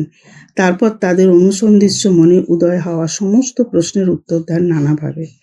তার অভিনব এই বিজ্ঞান জ্ঞাপন পদ্ধতি অবশ্যই অনুকরণযোগ্য। শোয়ের পর একটা ছোট্ট সাক্ষাৎকারে তিনি BITM এর বর্তমান বহুমুখী কর্মসূচির একটা সংক্ষিপ্ত বর্ণনা দেন। তার থেকে জানলাম এখানে science exhibition, quiz, science camp, seminar, summer school, কুসংস্কার বিরোধী বিজ্ঞান বিষয়ক নাটক, নানান বক্তৃতা, নানান ধরনের কর্মসূচির মাধ্যমে বিজ্ঞানকে সহজবোধ্য ও আকর্ষণীয়ভাবে সাধারণ মানুষের কাছে পৌঁছে দেওয়ার চেষ্টা করা হয়। শুধুমাত্র শহর বা শহরতলি নয়, প্রত্যন্ত গ্রামে বিজ্ঞান মনস্কতা গড়ে তোলার জন্য রয়েছে এখানকার MSE বা মোবাইল সায়েন্স এক্সিবিশন ইউনিট। এই ইউনিটগুলো বঞ্চিত অবহেলিত পথশিশুদের মধ্যে বিজ্ঞান চেতনা গড়ে তোলার সাম্প্রতিক প্রয়াসে বিশেষ প্রশংসনীয়। এরপর গন্তব্য ছিল মক কোল মাইন। কয়লা খনিতে কিভাবে কয়লা সংগ্রহ করা হয় ও তার বিবর্তন বিভিন্ন মডেলের মাধ্যমে এখানে সুন্দরভাবে দেখানো হয়েছে। এখানকার ভারপ্রাপ্ত কর্মী আমাদের সমস্ত অংশটি খুব যত্ন করে দেখালেন আর খুঁটিনাটি সকল বিষয়ের বর্ণনা দিলেন। সবশেষে এলো তরুণবাবুর নিজে হাতে গড়া হাই ভোল্টেজ গ্যালারিতে বিশেষ শো দেখার পালা। ঘরে বিদ্যুতের চমক তৈরি, টেসলা কয়েল, প্লাজমা বল, স্থিরতড়িতের নানান পরীক্ষা নিরীক্ষা তিনি দেখালেন তার সহজসিদ্ধ সাবলীল ভঙ্গিতে। বজ্রপাতের সময় কোন ভঙ্গি, কোন যানবাহন, কোন আশ্রয় নিরাপদ, বজ্রপাতের সংখ্যা বৃদ্ধির কারণ ইত্যাদি নানান প্রশ্নের উত্তর পেলাম তার কাছ থেকে। শো শেষ হওয়ার পর ঘড়ির দিকে তাকালাম, 4:30 বেজে গেছে। এতখানি সময় কিভাবে কেটে গেছে বুঝতে পারিনি। ওখানকার ক্যান্টিনে জলযোগ সেরে সৈকত স্যারের অনুমতি নিয়ে বাড়ির দিকে পা বাড়ালাম। মনে সঞ্চিত রইল এক অসাধারণ স্মৃতি। একদিনে বিআইটিএম এর সব গ্যালারির সব কিছু দেখা অসম্ভব, তাই পরে আবারও আসার ইচ্ছা রইল। তবে যেটুকু দেখেছি তা অতুলনীয়, সে বিষয়ে কোনো সন্দেহ নেই। নমস্কার। এবার নবদীপা দাসের কথায় জানা যাক এই সফরের অনুভূতি। নমস্কার, শুভ সন্ধ্যা। 13ই মার্চ 2026 তারিখ বিআইটিএম বা Birla industrial and technological museum পরিদর্শনে যায় ইসনার 38তম ব্যাচের ছাত্রছাত্রীরা। শুধু 38তম ব্যাচের ছাত্রছাত্রী নয়, এই পরিদর্শনে এসেছিলেন কিছু পূর্ববর্তী ব্যাচের ছাত্রও। ডক্টর সৈকত বাসু স্যারের তত্ত্বাবধানেই আমরা বিআইটিএম সম্পূর্ণ ঘুরিয়ে দেখি এবং বিআইটিএম এর খুঁটিনাটি সম্পর্কে জেনে নিই। ডক্টর বাসু আমাদের বিআইটিএম এর চিফ এডুকেশনাল অফিসার তরুণ কুমার দাস মহাশয়ের সাথে আমাদের পরিচয় করিয়ে দেন। বিআইটিএম এর বিশাল বড় গেট দিয়ে ঢুকেই সবার প্রথম যেটা আমাদের দৃষ্টি আকর্ষণ করে সেটা হলো বিআইটিএম এর বিশাল বড় বিল্ডিং। বিআইটিএম এর এই ব্রিটিশ স্থাপত্যের আদলে তৈরি এই বিল্ডিং আমরা জানতে পারি রবীন্দ্রনাথ ঠাকুরের দাদা সত্যেন্দ্রনাথ ঠাকুরের বাড়ি, যা উনি পরবর্তীকালে বিড়লা গোষ্ঠীকে বিক্রি করে দেন। এবং আমাদের পশ্চিমবঙ্গের রূপকার ডক্টর বিধানচন্দ্র রয় তত্ত্বাবধানে এবং ডক্টর বিধানচন্দ্র রায়ের ইচ্ছায় এবং উদ্যোগে 1959 খ্রিস্টাব্দের 2রা মে বিআইটিএম হিসাবে আত্মপ্রকাশ করে। ডক্টর বিধানচন্দ্র রায় জার্মানির ডয়েচেস জাদুঘরের আদলে পশ্চিমবঙ্গে এই বিআইটিএম তৈরি করতে চেয়েছিলেন শুধুমাত্র ছাত্রছাত্রী এবং জনসাধারণের মধ্যে বিজ্ঞান শিক্ষা প্রসারের উদ্দেশ্যে। এরপর আসি বিআইটিএম এর গ্রাউন্ডে থাকা আরও 2টি বিষয়ের ওপর, যেটা সত্যি মানুষকে অবাকও করে, দৃষ্টি আকর্ষণও করে, উৎসাহ জাগিয়ে তোলে। যার মধ্যে 2টি বড় বড় বিশাল বড় বড় সায়েন্স মডেল, যার মধ্যে একটিতে একটি কল থেকে অনবরত জল পড়ে চলেছে, অথচ কোনো পাইপ সংযোগ বা কোনো মোটর সংযোগ তাতে চোখে পড়ে না। এই মডেল হয়তো বিআইটিএম এর প্রধান উদ্দেশ্যকেই ব্যক্ত করে, কারণ বিআইটিএম এর প্রধান উদ্দেশ্যই হলো ছাত্রছাত্রীদের মধ্যে কৌতূহল জাগিয়ে তোলা। এবং এই মডেল যেন খুব স্পষ্টভাবে একটি বক্তব্যকে বলে, সেটি হলো অন্বেষণ ছাড়া বিজ্ঞান শিক্ষা সম্পূর্ণ নয়। যাই হোক, এরপর আমরা একে একে বিআইটিএম এর সমস্ত ঘরগুলো ঘুরে দেখি, যার মধ্যে প্রথমেই আমরা এ ওয়ার্ল্ড ইন ডার্কনেস বলে ঘরটিতে ঢুকি, যেখানে দৃষ্টিহীন ছাত্রছাত্রীদের টাচ অ্যান্ড সাউন্ড পদ্ধতিতে সমস্ত কিছু বুঝবার সুবিধা করে দেওয়া আছে। অর্থাৎ পৃথিবীর বা পশ্চিমবঙ্গের ম্যাপ সহ পৃথিবীর অভ্যন্তরের গঠন সমস্ত কিছুই যেন তারা টাচ করে অনুভব করতে পারে এবং সেই সঙ্গে অডিও শুনে সেই সম্পর্কে অনেক কিছু জানতে পারে। এছাড়াও আমরা যে ঘরগুলি একে একে ঘুরে দেখি, একটি হলো মোটিভ পাওয়ার ঘর, ফিজিক্স ম্যাথামেটিক্সের জন্য আলাদা করে রাখা ঘর, এবং তাছাড়া ওশেন ওয়ার্ল্ড নিয়েও একটি ঘর ছিল, যেটি অত্যন্ত আধুনিক পদ্ধতিতে তৈরি।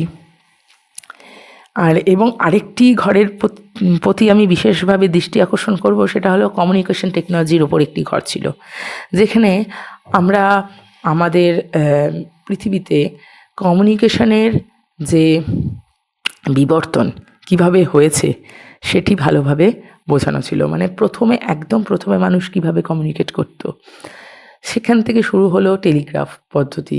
সেখান থেকে বিভিন্ন কোড ব্যবহার করে কি করে টেলিগ্রাফ লেখা হতো বা কোনো বিশেষ বার্তাকে পৌঁছানো হতো সেইগুলি। এই দেখতে দেখতে আমরা আস্তে আস্তে তরুণবাবুর সাথে কথা হয় এবং তরুণবাবুর একটি জনপ্রিয় শো, যেটি উনি সায়েন্স মিরাকল ম্যাজিক বলে একটি শো অর্গানাইজ করেন এবং উনি নিজেই সেই শোটি করে দেখান ছাত্রছাত্রীদের। সেই শোতে আমরা অংশগ্রহণ করি এবং ওনার থেকে অনেক কিছু জানতে পারি, যেখানে আমরা দেখি তরুণবাবু বিজ্ঞানের বিভিন্ন বিষয়কে ম্যাজিকের মাধ্যমে তুলে ধরছেন এবং সমস্ত বিষয়টি যে উনি বুঝিয়ে দিচ্ছেন তা নয়, কারণ পরবর্তীকালে ওনার কথা শুনে আমরা জানতে পারি উনি বুঝিয়ে দিচ্ছেন না শুধুমাত্র একটি কারণেই, কারণ উনি চান এই ম্যাজিক নিয়ে যাতে ছাত্রছাত্রীরা আগ্রহ প্রকাশ করে এবং চিন্তাভাবনা করে বিআইটিএমের ইমেলে যদি ইমেল করে ছাত্রছাত্রীরা, তবে উনি সমস্ত ইমেলের উত্তর দেন এবং তখন ছাত্রছাত্রীদের কারণ অন্বেষণে আরেকটু উৎসাহী করে তোলেন। এই শোয়ের পর আমরা ওনার একটা সংক্ষিপ্ত সাক্ষাৎকার নেওয়ার সুযোগ পাই, যেখানে আমরা বিআইটিএমের একদম রিসেন্ট কর্মসূচি সম্পর্কে অনেক কিছু জানতে পারি এবং সেখান থেকে আমরা এটাও জানতে পারি বিআইটিএম বাচ্চাদের বিজ্ঞান শিক্ষাকে এগিয়ে নিয়ে যাওয়ার জন্য সামার ক্যাম্প বা উইকেন্ডে ক্লাসেস করায়, যেখানে ইনোভেশন হাব বলে ওদের হাতে কলমে শিক্ষার জন্য বিশেষ সুযোগ রয়েছে এবং সেখানে বাচ্চারা নিজেরাই হাতে কলমে কাজ করে বিজ্ঞান সম্পর্কে আরও ওয়াকিবহাল হতে পারে। এবং তরুণবাবুর মতে এখানে অষ্টম শ্রেণী বা তার উপরের বাচ্চারা যোগ দিতে পারে। যাই হোক, এই শো দেখবার পর উনি হাই ভোল্টেজ থিয়েটারে নিয়ে যাওয়ার কথা বলেন, কিন্তু তার আগে উনি আমাদের যেটি দেখে নিতে বলেন সেটি অন্যতম বিষয়, সেটি হলো কোল মাইন। আমরা ওই কোল মাইনের ভেতরে ঢুকবার পর সত্যি যেন রানীগঞ্জ বা ধানবাদের কোনো কোল মাইনের ভেতরে ঢুকে যাই। সেখানকার কোল মাইনের ভেতরকার খুঁটিনাটি, ভেতরকার পরিবেশ, ভেতরকার সমস্ত কিছু অনুভব করি আমরা। সেই সঙ্গে সেখানকার যে স্যার ছিলেন তার অনবদ্য ডেমনস্ট্রেশনের মাধ্যমে আমরা কোল মাইন সম্পর্কে অনেকটাই জানতে পারি। এরপর আমরা আসি ওই হাই ভোল্টেজ থিয়েটার ঘরে, যেখানে তরুণবাবু নিজেই আমাদের সমস্ত কিছু বুঝিয়ে দিচ্ছিলেন এবং সেখানে আমরা সত্যি স্থির তড়িতের ক্ষমতা এবং স্থির তড়িতের বিভিন্ন এক্সপেরিমেন্টগুলো দেখে অভিভূত হই। ইসনার পক্ষ থেকে ইসনার পক্ষ থেকে যাওয়ার ফলে তরুণবাবু আমাদের এই থিয়েটারের ভেতরে নিজে হাতে ডেমনস্ট্রেট করেন এবং বুঝিয়ে দেন, যেটা আমাদের একটা বিশাল বড় প্রাপ্তি। এরপর আমরা আস্তে আস্তে বিশাল বড় এক অভিজ্ঞতার ঝুলি নিয়ে আস্তে আস্তে সান্ধ্যভোজনের জন্য ওই বিআইটিএমেরই যে ক্যান্টিন আছে সেখানে যাই এবং আমাদের মধ্যে বিভিন্ন মত আদান প্রদানের মাধ্যমে সাথে সাথে আমাদের সান্ধ্যভোজন সেরে পরিতৃপ্ত মন নিয়ে পুনরায় ফিরে যাই যে যার গন্তব্যে। এবার শোনা যাক সেই ছাত্রীর কথা, যিনি সরাসরি সাক্ষাৎকারের মাধ্যমে নতুন নতুন তথ্য তুলে এনেছেন। সাক্ষাৎকার নিয়েছেন বেবি সর্দার। আজকে আমাদের মধ্যে বিআইটিএম এর এডুকেশন সেকশনের প্রধান মিস্টার তরুণ দাস মহাশয়কে পেয়ে গেছি। স্যার, রেডিও কলকাতা ইসনার অঙ্গনে অনুষ্ঠানে আপনাকে স্বাগত জানাই। Thank you. স্যার, প্রথমে আপনার কাছ থেকে জানতে চাইব, ভারতে বিজ্ঞান জনপ্রিয়করণে এই মিউজিয়ামের জনপ্রিয়তা কতখানি, এ বিষয়ে যদি আমাদের একটু বলেন। আমি তো বলবো নিজের ইনস্টিটিউট বলে নয়, 1959 সাল থেকে যে সমস্ত ক্রিয়াকলাপ আমরা করে চলেছি, আমার মনে হয় যে বিআইটিএম একটা মুখ্য ভূমিকা নিয়ে নিয়েছে অলরেডি। দেখুন, আমরা শুধুমাত্র কোনো মিউজিয়াম বা সায়েন্স সেন্টারের মাধ্যমে আমরা বিজ্ঞানকে জনপ্রিয়করণ করি না। আমরা সেই সায়েন্স সেন্টার বা মিউজিয়ামের তরফ থেকে আমরা আমাদের যেটা মোবাইল সায়েন্স এক্সিবিশন গাড়ি আছে একটা বড় বাসের মতো, সেখানে সমস্ত এক্সিবিট বা মডেল ফিট করা আছে, সেগুলো নিয়ে আমরা গ্রামে গঞ্জে একদম সেই রিমোট এরিয়ায় চলে যাই। ঠিক আছে, অর্থাৎ সায়েন্স পপুলারাইজ করার জন্য যেমন আমাদের প্রচুর ওয়েজ আছে, তার মধ্যে একটা হচ্ছে এমএসসি বা মোবাইল সায়েন্স এক্সিবিশন। সেই রকম ভাবেই আমাদের এই যে পিডিএল যেটা আপনি দেখলেন, পাবলিক ডেমনস্ট্রেশন লেকচার মানে সায়েন্স শোজ, সেটা আমাদের আছে।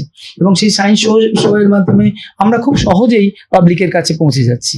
ঠিক আছে, আমরা দেখুন একটা যে এখন শোটা করলাম, একটা সায়েন্স ম্যাজিক মিরাকল শো, এটা এমন একটা অ্যাট্রাকটিভ শো, প্রত্যেক স্তরের মানুষ একে পছন্দ করবে এবং সেই সুযোগটা আমরা নিই, তাদের মধ্যে একটা অ্যাট্রাকশন তৈরি করি। অ্যাট্রাকশন করার পরে তারা যখন প্রশ্নটা করে, সেই সুযোগটা আমরা নিয়ে যত বিজ্ঞানের তথ্য আছে, যত বিজ্ঞানের উত্তরগুলো জানা আছে, মানে যে প্রশ্নগুলো করছে তার এগেনস্টে আমরা সেগুলো তাদের দিতে থাকি। ওটা একটা সুযোগ যে প্রথমে আমরা শো দিকে অ্যাট্রাকশনটা নিলাম, ওদের একটা মনের একটা ইচ্ছা হলো যে আমরা এবারে এত ভালো লেগেছে, একটা ভালো লাগাটাকে আমরা জয় করলাম। করার পরে এত ভালো লেগেছে তো এবার ওর মনে প্রশ্ন আসবে, এটা কি করে হয়, ওটা কি করে হয়। ওই যে আমি ওদের বললাম যে তোমরা চিঠি লেখো, হোয়াটসঅ্যাপ করো, মেল করো, প্রচুর আসে আমাদের কাছে, আমরা ধরে ধরে উত্তর দিই ওদের। এইভাবে আমাদের অনেক উপায় আছে। এটা পিডিএল পাবলিক ডেমনস্ট্রেশন লেকচারের কথা বললাম, সেরকম এসডিএল আছে, সায়েন্স ডেমনস্ট্রেশন লেকচার, মানে ওগুলো কারিকুলাম বেস্ট। মানে স্কুল আসবে, তারা বলে, যেমন ধরুন আমি বললাম যে প্রপার্টিজ অফ এয়ার, বায়ুর ধর্ম কি, প্রপার্টিজ অফ লিকুইড কি, ইলেকট্রোম্যাগনেটিজম কি, অপটিক্স, আমরা সেইটা একদম কারিকুলাম বেস্ট ওদের সিলেবাসে যেরকম হচ্ছে সেটাকে আমরা এক্সপেরিমেন্টালি দেখাই। ফলে এটা ওদের কাছে একটা অন্য প্রভাব পড়ে, একটা ছাপ ফেলে মনে। ফলে ওদের পড়াশোনাটা চক অ্যান্ড টক মেথডের মধ্যে সীমাবদ্ধ থাকে না, ওরা সেটাকে প্র্যাকটিক্যালি দেখতে পারে এবং হাতে কলমে ওটা করে শিখতে পারে, শেখাটা অনেক বেশি থাকে। এটাও তো পপুলারাইজ করার একটা অন্যতম উপায়। সেরকম আমাদের প্রচুর, আপনি জানেন আমরা এখানে সায়েন্স ড্রামা করি, বিজ্ঞানের নাটক করি, এবং সেইটা নাটক হচ্ছে এমন জিনিস সেটা সমস্ত মানুষের কাছে খুব সহজে পৌঁছে যায়। সেই নাটকের মাধ্যমে আমরা বিজ্ঞান পৌঁছে দিই, সমাজ থেকে কুসংস্কারকে দূর করি আমরা। ফলে বিড়লা মিউজিয়াম একটা মুখ্য ভূমিকা নিয়েছে যে মানে কি বলবো, শুধু কলকাতা বা কোনো শহর কেন্দ্রিক নয়, গ্রামে গঞ্জে জেলায় আমরা পৌঁছে যাই, পৌঁছে গিয়ে আমরা বিজ্ঞানকে জনপ্রিয় করার চেষ্টা করি।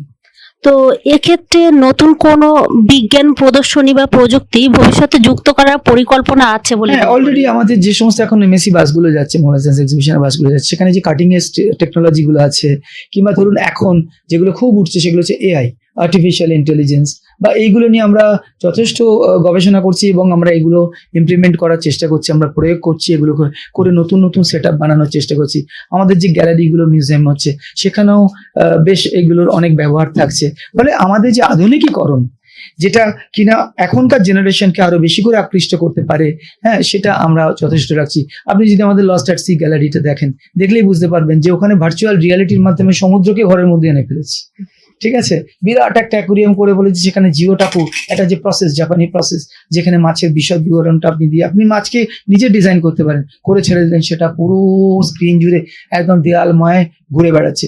এইটা মানুষকে বিজ্ঞানকে জনপ্রিয় করানো প্রচুর হেল্প করছে। ফলে আধুনিক প্রযুক্তিকে আমরা যথেষ্ট কাজে লাগাচ্ছি। তো সাধারণ মানুষের মধ্যে বিজ্ঞান সম্পর্কে আগ্রহ বাড়াতে মিউজিয়াম কি ধরনের উদ্যোগ গ্রহণ করছে? এই যে উদ্যোগগুলো বললাম না, এগুলো কয়েকটা বললাম। এরকম আমাদের কুইজ আছে, আমাদের ধরুন টেলিস্কোপ আছে, হ্যাঁ, আমাদের ধরুন এরকম সায়েন্স সেমিনার হয়।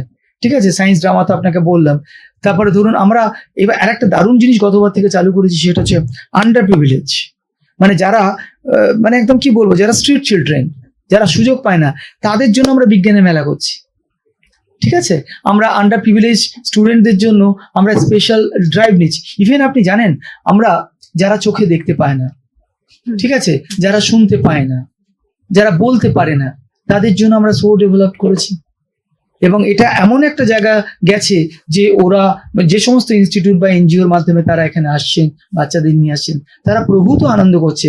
তারা অনেক দিক থেকে হয়তো বঞ্চিত শারীরিকভাবে, কিন্তু তারা এই দিক থেকে অনেক উপকৃত হচ্ছে এবং বিজ্ঞানটাকে আমার মনে হয় তাদের কাছেও আমরা আকর্ষণীয় করে তুলতে পেরেছি।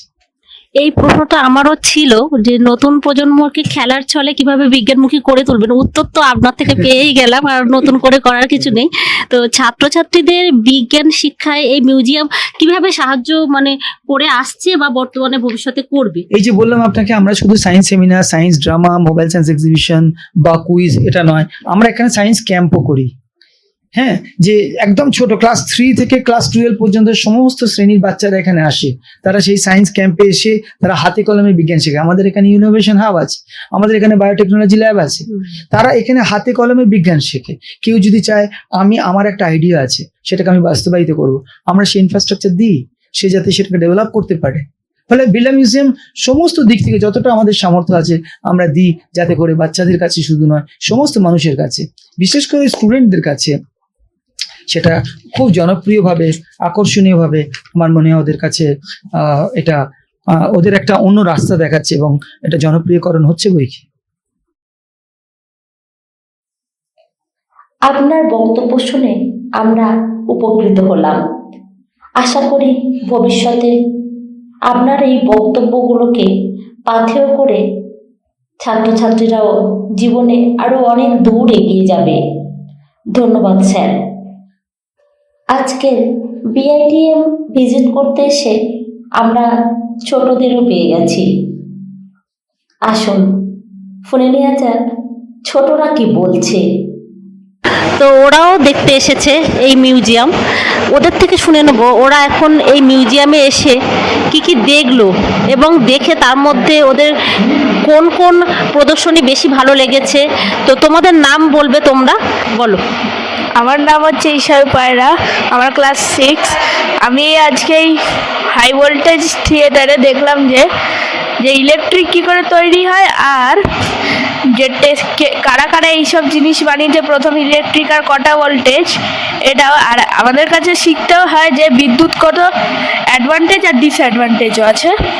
যেমন বিদ্যুতের অ্যাডভান্টেজ আছে, ওর জন্য আমরা ইলেকট্রিক পাই, আর ইলেকট্রিকও পাই।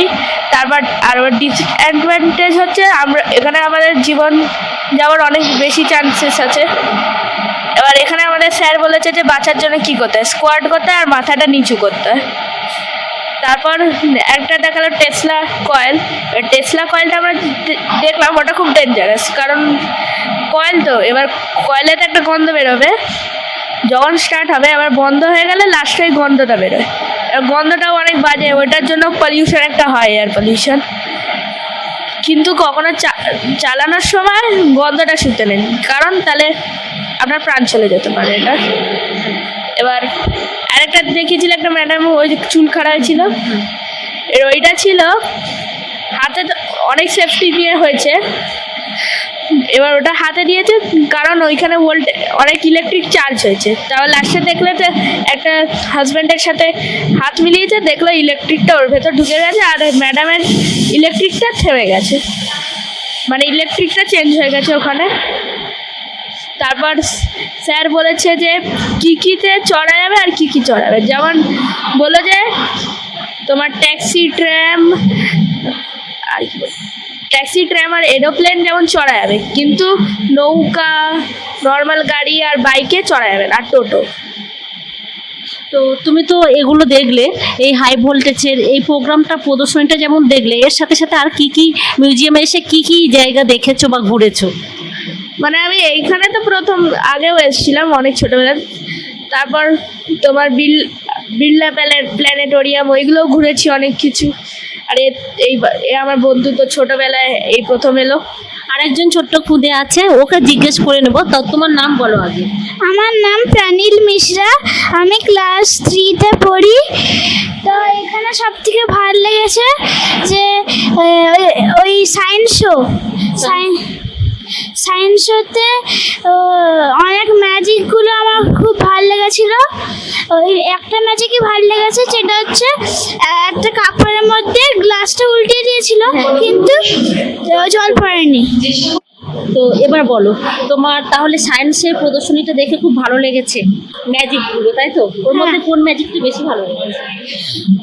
ওর মধ্যে যে এই যে একটা কাপড়ের মধ্যে যেটা জল রেখে ফেলেছিল, ওই ম্যাজিকটা ভালো লেগেছে। আর কয়লাখনি দেখোনি? হ্যাঁ। ভালো লাগেনি? হ্যাঁ, লেগেছে।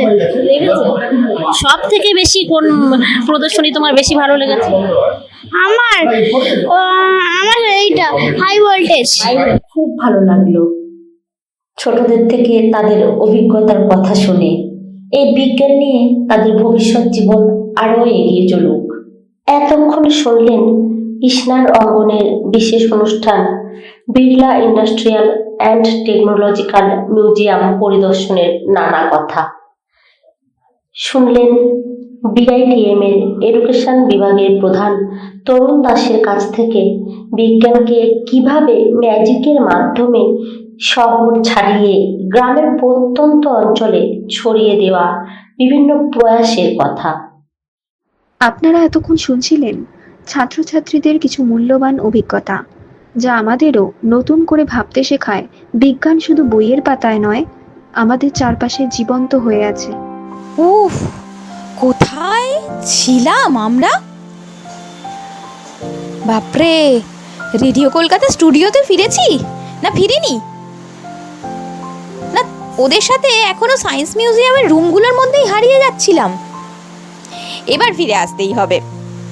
আমাদের যেসব হাতগুলো মাথায় থাকলে সমস্ত কাজগুলো, খুব শক্ত কাজগুলো সুন্দরভাবে করে দিতে পারি, জোর পাই, তেমনই এক মানুষের কথা বলবো, ডক্টর গৌরী দে। তিনি আমাদের ইন্ডিয়ান সায়েন্স নিউজ অ্যাসোসিয়েশন পরিবারের বড় আপনারজন। এই পৃথিবীকে ভালোবেসে কবিতা লিখেছেন, আর সেই কবিতা পাঠ করেছেন আমাদের পরিবারের সক্রিয় সদস্য বন্ধু অর্পিতা চক্রবর্তী। এখন শুনে নেব সেই কবিতা পাঠ। অর্পিতা। চারিদিকে পরিবেশ দূষণের বারবারন্ত, সেই প্রসঙ্গে আমার আজকের নিবেদন ডক্টর গৌরী দে রচিত পরিবেশ দূষণ। দিল্লিতে নাকি বন্ধ হলো স্কুল কলেজ, বলা হলো হয়েছে পরিবেশ দূষণ। চারদিকে ধুলোর আস্তরণ, কড়া নির্দেশ ঘরে থাকার। ঘরে বসেই চলবে অফিস দপ্তরের সব কাজ। ওহো, রাজধানী তো অবশ্যই থাকবে সবার উপরে। কলকাতাও তো কম নয়, এখন নাকি দূষণ ৭৭ ভাগ। এটা নাকি কিছুই নয়। না না, আমি বলছি না, বলছে আবহাওয়া দপ্তর। প্রতিদিন হাঁচি কাশিতে জেরবার ক্রমান্বয়ে হচ্ছে স্বাস্থ্যহানি, কিন্তু তাতে কার কি আসে যায়? বেড়েই চলেছে দূষণের প্রভাব। ১০০ ভাগ শুদ্ধ বাতাস, ওসব তো বহু আগের কথা। আগে ছিল খোলা মাঠ আর বনানী, এখন সেসব কোথায়? টাকার লোভে গাছ কেটে হচ্ছে রপ্তানি। কেউ দেখার নেই, বলারও নেই। বলবে কে? কার এত সাহস? গাছের বদলে মাথাটাই যে পড়বে কাটা। সুতরাং দূষণ চলছে, দূষণ চলবে। স্বাস্থ্যই সম্পদ, হবে মিথ্যে সান্ত্বনা। বাহ, অনেক ধন্যবাদ ডক্টর গৌরী দে।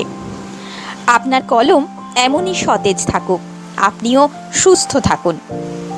ধন্যবাদ অর্পিতাকেও।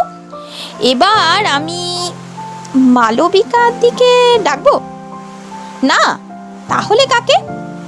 খবরের ঝাঁপি খুলে বসবে কে? বিজ্ঞানের খবর শুনবো তো এবার। আচ্ছা, মুকুলিকা।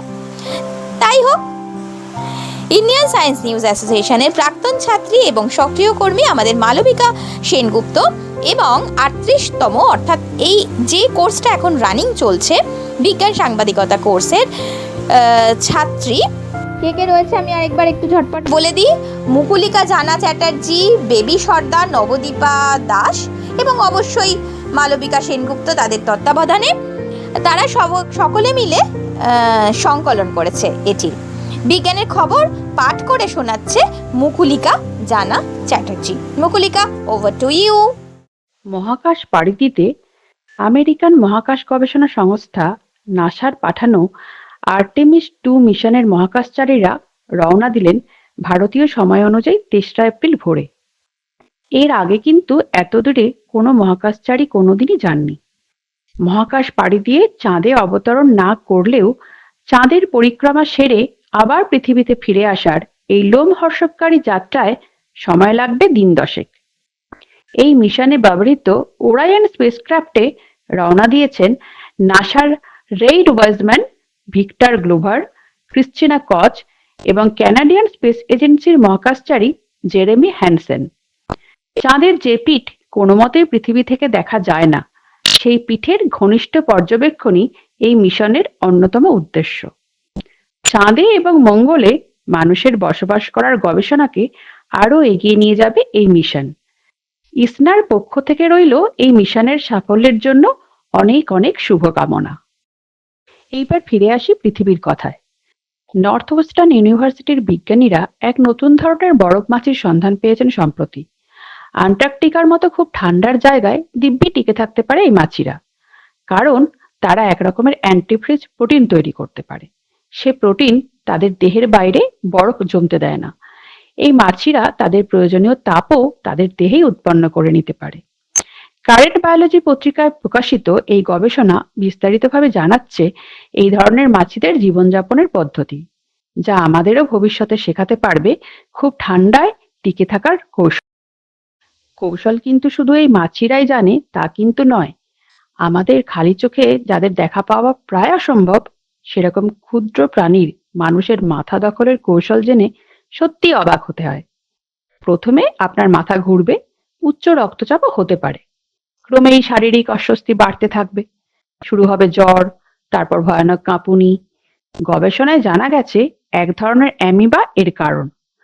সাউদার্ন ইলিনয়েস ইউনিভার্সিটি এবং SIU স্কুল অব মেডিসিনের গবেষকরা জানাচ্ছেন, মিষ্টি জলে থাকা এই অ্যামিবা সাধারণত নাক দিয়ে মানুষের শরীরে প্রবেশ করে। এরপর মানুষের মস্তিষ্কে এক অতি বিরল রোগের সংক্রমণ ঘটায়। এই রোগে মানুষের মৃত্যু পর্যন্ত হতে পারে। ঘাতক অ্যামিবাটির বৈজ্ঞানিক নাম ন্যাগলেরিয়া ফাউলেরি। সাধারণভাবে একে মগজখেকো অ্যামিবাও বলা হয়। চলুন এবার একটু পদার্থবিদ্যার নতুন সাফল্যে চোখ রাখা যাক। কোনো পদার্থ বা ম্যাটার এবং ঠিক তার বিপরীত তড়িৎধর্মী অ্যান্টিম্যাটার মিলিত হলেই তারা মুহূর্তে বিলীন হয়ে যায়। তার বদলে জন্ম নেয় বিপুল পরিমাণ শক্তি। সেই কারণেই এই প্রথমবার অ্যান্টিম্যাটার পরিবহন করার সাফল্য কণাবিজ্ঞানীদের অসীম কৃতিত্বের দাবি রাখে। জেনেভার সার্ন কণা গবেষণাগার থেকে জার্মানির অন্য এক গবেষণাগারে আরো পরীক্ষা নিরীক্ষার জন্য প্রথমবার স্থানান্তরিত করা গেল 92টি অ্যান্টিপ্রোটন কণাকে, যা এক রকমের অ্যান্টিম্যাটার। নেচার পত্রিকা জানাচ্ছে, খুবই নিম্ন তাপমাত্রায় বিশেষভাবে তৈরি চৌম্বকীয় ক্ষেত্রের সহযোগিতায় এই পরিবহন সম্ভব হয়েছে। মানুষ কিন্তু বহু যুগ থেকে নিজেদের পরিবহনের মাধ্যম হিসেবে ব্যবহার করে এসেছে ঘোড়াকে এবং আরো অনেক কাজে। এতদিন সাপের কামড়ের প্রতিষেধক হিসেবে ব্যবহার করা হতো ঘোড়ার রক্তে তৈরি অ্যান্টিভেনম। এবার থেকে সেই রকমই অ্যান্টিভেনম তৈরি করা হবে উটের দেহে। ভারতবর্ষের রাজস্থানের বিকানিরের ন্যাশনাল রিসার্চ সেন্টার অন ক্যামেলের গবেষণা জানাচ্ছে এই তথ্য। চন্দ্রবোড়া জাতীয় সাপের বিষ পরিমিত মাত্রায় উটের শরীরে প্রবেশ করালে সেই বিষের অ্যান্টিবডি তৈরি হবে উটের শরীরে। উটের রক্তে এবং উটের চোখের জলে থাকা সেই অ্যান্টিবডি অ্যান্টিভেনম হিসেবে কাজ করবে মানুষের শরীরে। এর ফলে সাপের কামড়ের চিকিৎসা হবে আরো স্বল্প ব্যয়ে। উট ব্যবসায়ীদেরও আর্থিক উন্নতি হবে। আবার চাঁদের কথায় ফিরে আসি। এই প্রথমবার প্রাণীজগতের উপর চান্দ্র কম্পাসের প্রভাব পরিগণিত হলো। অস্ট্রেলিয়ার ম্যাকারি ইউনিভার্সিটির গবেষকরা জানাচ্ছেন, ম্যাডমেশিয়া মিডাস নামে এক নিশাচর প্রজাতির পিঁপড়েরা পোলারাইজড চাঁদের আলো ব্যবহার করে এক বিশেষ ধরনের চান্দ্র কম্পাস তৈরি করে নিতে পারে নিজেদের মাথায়। জনসাধারণের কাছে বুল অ্যান্ট হিসেবে পরিচিত এই পিঁপড়েরা খাবারের সন্ধানে অনেক দূরে দূরে যায়।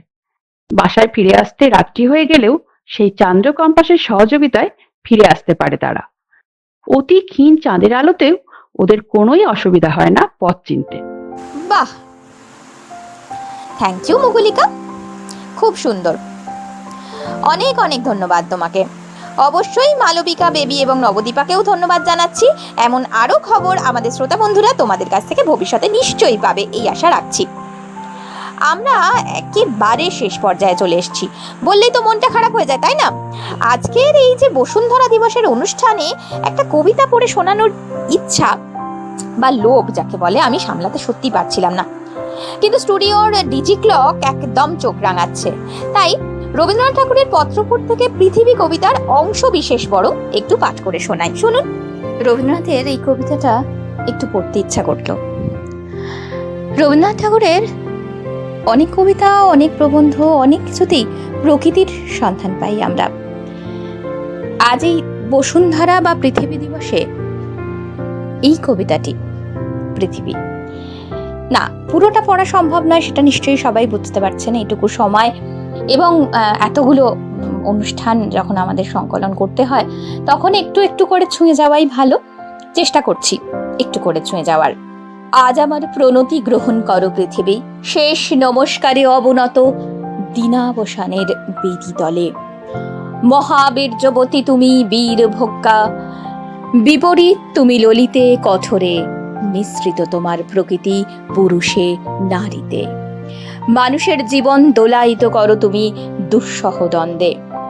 ডান হাতে পূর্ণ করো সুধা, বাম হাতে চূর্ণ করো পাত্র।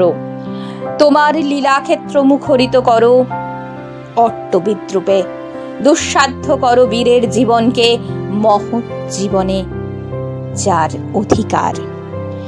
শ্রেয়কে করো দুর্মূল্য, কৃপা করো না কৃপা পাত্রকে। তোমার গাছে গাছে প্রচ্ছন্ন রেখেছ প্রতি মুহূর্তের সংগ্রাম, ফলে শস্যে তার জয়মাল্য হয় সার্থক। জলে স্থলে তোমার ক্ষমাহীন রণরঙ্গভূমি, সেখানে মৃত্যুর মুখে ঘোষিত হয় বিজয়ী প্রাণের জয় বার্তা।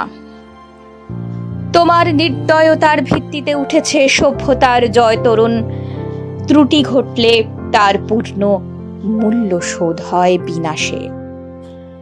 আবার আরো একটা জায়গায় তিনি বলছেন, জীবধাত্রী বসলেন শ্যামল আস্তরণ পেতে, উষা দাঁড়ালেন পূর্বাচলের শিখর চূড়ায়। পশ্চিম সাগর তীরে সন্ধ্যা নামলেন, মাথায় নিয়ে শান্তিঘট, নম্র হলো শিকলে বাঁধা দানব। ছোট্ট করে আর একটু জায়গা একটু পড়ে নি। গিরি শৃঙ্খমালার মহৎ মৌনে ধ্যান নিমগ্না পৃথিবী। নীলাম্বু রাশির অতন্দ্র তরঙ্গে কলমন্দ্র মুখরা পৃথিবী। অন্নপূর্ণা তুমি সুন্দরী, অন্নরিক্তা তুমি ভীষণা। একদিকে আপক্ক ধান্য ভার ও নম্র তোমার শস্যক্ষেত্র, সেখানে প্রসন্ন প্রভাত সূর্য প্রতিদিন মুছে নেয় শিশির বিন্দু কিরণ উত্তরীয় বুলিয়ে দিয়ে। অস্তগামী সূর্য শ্যাম শস্য হিল্লোলে রেখে যায় অকথিত এই বাণী, আমি আনন্দিত। অন্যদিকে তোমার জলহীন ফলহীন আতঙ্ক পাণ্ডুর মরুক্ষেত্রে পরিকীর্ণ পশু কঙ্কালের মধ্যে মরীচিকার প্রেতনিত্য। বৈশাখে দেখেছি বিদ্যুৎ চঞ্চুবিদ্ধ দিগন্তকে ছিনিয়ে নিতে এলো কালো সেন পাখিরা, কালো সেন পাখির মতো তোমার ঝড়। সমস্ত আকাশটা ডেকে উঠল যেন কেশর ফোলা সিংহ, তার লেজের ঝাপটে ডালপালা আলুথালু করে হতাশ বনস্পতি ধুলায় পড়ল উবুর হয়ে। হাওয়ার মুখে ছুটল ভাঙা কুড়ের চাল, শিকল ছেঁড়া কয়েদি ডাকাতের মতো। আবার ফাল্গুনে দেখেছি তোমার আতপ্ত দক্ষিণে হাওয়া ছড়িয়ে দিয়েছে বিরহ মিলনের স্বগত প্রলাপ। আম্র মুকুলের গন্ধে চাঁদের পেয়ালা ছাপিয়ে দিয়ে উপচিয়ে পড়েছে স্বর্গীয় মদের ফেনা। বনের মর্মর ধ্বনি বাতাসের স্পর্ধায় ধৈর্য হারিয়েছে অকস্মাৎ কল্লোলোচ্ছ্বাসে। স্নিগ্ধ তুমি, হিংস্র তুমি, পুরাতনী তুমি, নিত্য নবীনা। অনাদি সৃষ্টির যোগ্য হুতাগ্নি থেকে বেরিয়ে এসেছিলে সংখ্যা গণনার অতীত প্রত্যুষে। তোমার চক্রতীর্থের পথে পথে ছড়িয়ে এসেছ শত শত ভাঙা ইতিহাসের অর্থলুপ্ত অবশেষ। বিনা বেদনায় বিছিয়ে এসেছ তোমার বর্জিত সৃষ্টি। জীবপালিনী আমাদের পুষেছ তোমার খণ্ডকালের ছোট ছোট পিঞ্জরে। তারই মধ্যে সব খেলার সীমা, সব কীর্তির অবসান।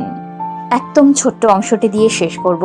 হে উদাসীন পৃথিবী, আমাকে সম্পূর্ণ ভুলবার আগে তোমার নির্মম পদপ্রান্তে আজ রেখে যাই আমার প্রণতি। রবীন্দ্রনাথ ঠাকুরের কবিতা এভাবে বলার খুব একটা উচিত নয় জানি, কিন্তু ছোট্ট ছোট্ট করে অংশ, একটু করে অংশ শুনিয়ে আজকে শেষ করলাম। হ্যাঁ, পাঠে অবশ্যই আমি অম্বালিকা। প্রণতি জানাই তোমায়, কিন্তু আমরা কিছুতেই তাকে ভালো থাকতে দিচ্ছি না। পৃথিবী, আমাকে ক্ষমা করো। পাহাড়ে প্লাস্টিক জমা হচ্ছে, গভীর সমুদ্রের প্রাণীর পাকস্থলী ভর্তি আবর্জনা তৈরি হচ্ছে, উষ্ণায়ন, গাছ কাটা, আর কি ভালো নেই সে। তাই একটা অঙ্গীকার এই পৃথিবীকে বাসযোগ্য করে তুলব আমরা। আওয়ার প্ল্যান, আওয়ার পাওয়ার, এই থিমেই চলি আমরা বরং। নবায়নযোগ্য শক্তি ব্যবহার, জলবায়ু পরিবর্তনের মোকাবিলার উপর জোর দেওয়া হচ্ছে এবং হবে। মার্কিন যুক্তরাষ্ট্রে 1970-এ প্রথম পালিত হলেও আজ সারা বিশ্বে পালিত হয় প্রায় 193টি দেশের বেশি মানুষের মধ্যে। এই সচেতনতা আমরা ছড়িয়ে দিতে পেরেছি। প্রায় 1 বিলিয়ন মানুষ বোধহয় এই আওতায় এসেছেন। গল্পটা আমরা প্রায় সবাই জানি। সমুদ্রের জলে তেল পড়ে গিয়েছিল, বহু প্রাণী এবং উদ্ভিদ ধ্বংস হয়েছিল। সেই সময় টনক নড়েছিল কিছু মানুষের। তারপর থেকেই পালিত হতে শুরু করলো আজকের দিনটি। এই ইতিহাস নিয়ে গল্প করতে হলে আরো অনেক কথা বলতে হবে, কিন্তু না, শুধু একটা কথাই বলার, যে পালন হোক, ওই যে দিবস পালন, সেইটুকু দিয়েই আজকে শেষ করব। ঠিক যেমন ভাবে আমরা রোজ বলি, আজও তেমন ভাবেই বলবো। বিজ্ঞানের দিন কিন্তু প্রতিদিন। বিজ্ঞান মনস্ক হওয়ার বা করানোর দিন যেন হয় প্রতিদিন। কোন রকম কুসংস্কার বা অবৈজ্ঞানিক ভাবনাকে যেন প্রশ্রয় না দিয়ে ফেলি যাপনে। এইটুকুই আমাদের মাথায় রাখতে হবে। ভালো থাকবেন সবাই। আবারও বলি, বিজ্ঞান মনস্কতা ধরে রাখাটা বেশ শক্ত, কিন্তু ধরে যদি রাখতে পারেন তার সুদূর প্রসারী প্রভাব অনেকটা। এই দুই সংস্থা, Indian science news association ISNA এবং রেডিও কলকাতা বিজয়গড় জ্যোতিষ রায় কলেজের এক এবং একমাত্র রেডিও স্টেশন, এই দুইয়ের উদ্যোগের অনুষ্ঠান ইসনার অঙ্গনে 3য় পর্ব আজ এখানেই শেষ করছি। আপনাদের সঙ্গে এতক্ষণ ছিলাম অন্য বন্ধুদের সঙ্গে আর যে অম্বালিকা। সবাই ভালো থাকবেন, সুস্থ থাকবেন, কানে থাকুক রেডিও কলকাতা। আর আমাদের অনুষ্ঠান কেমন লাগছে জানাতে ভুলবেন না।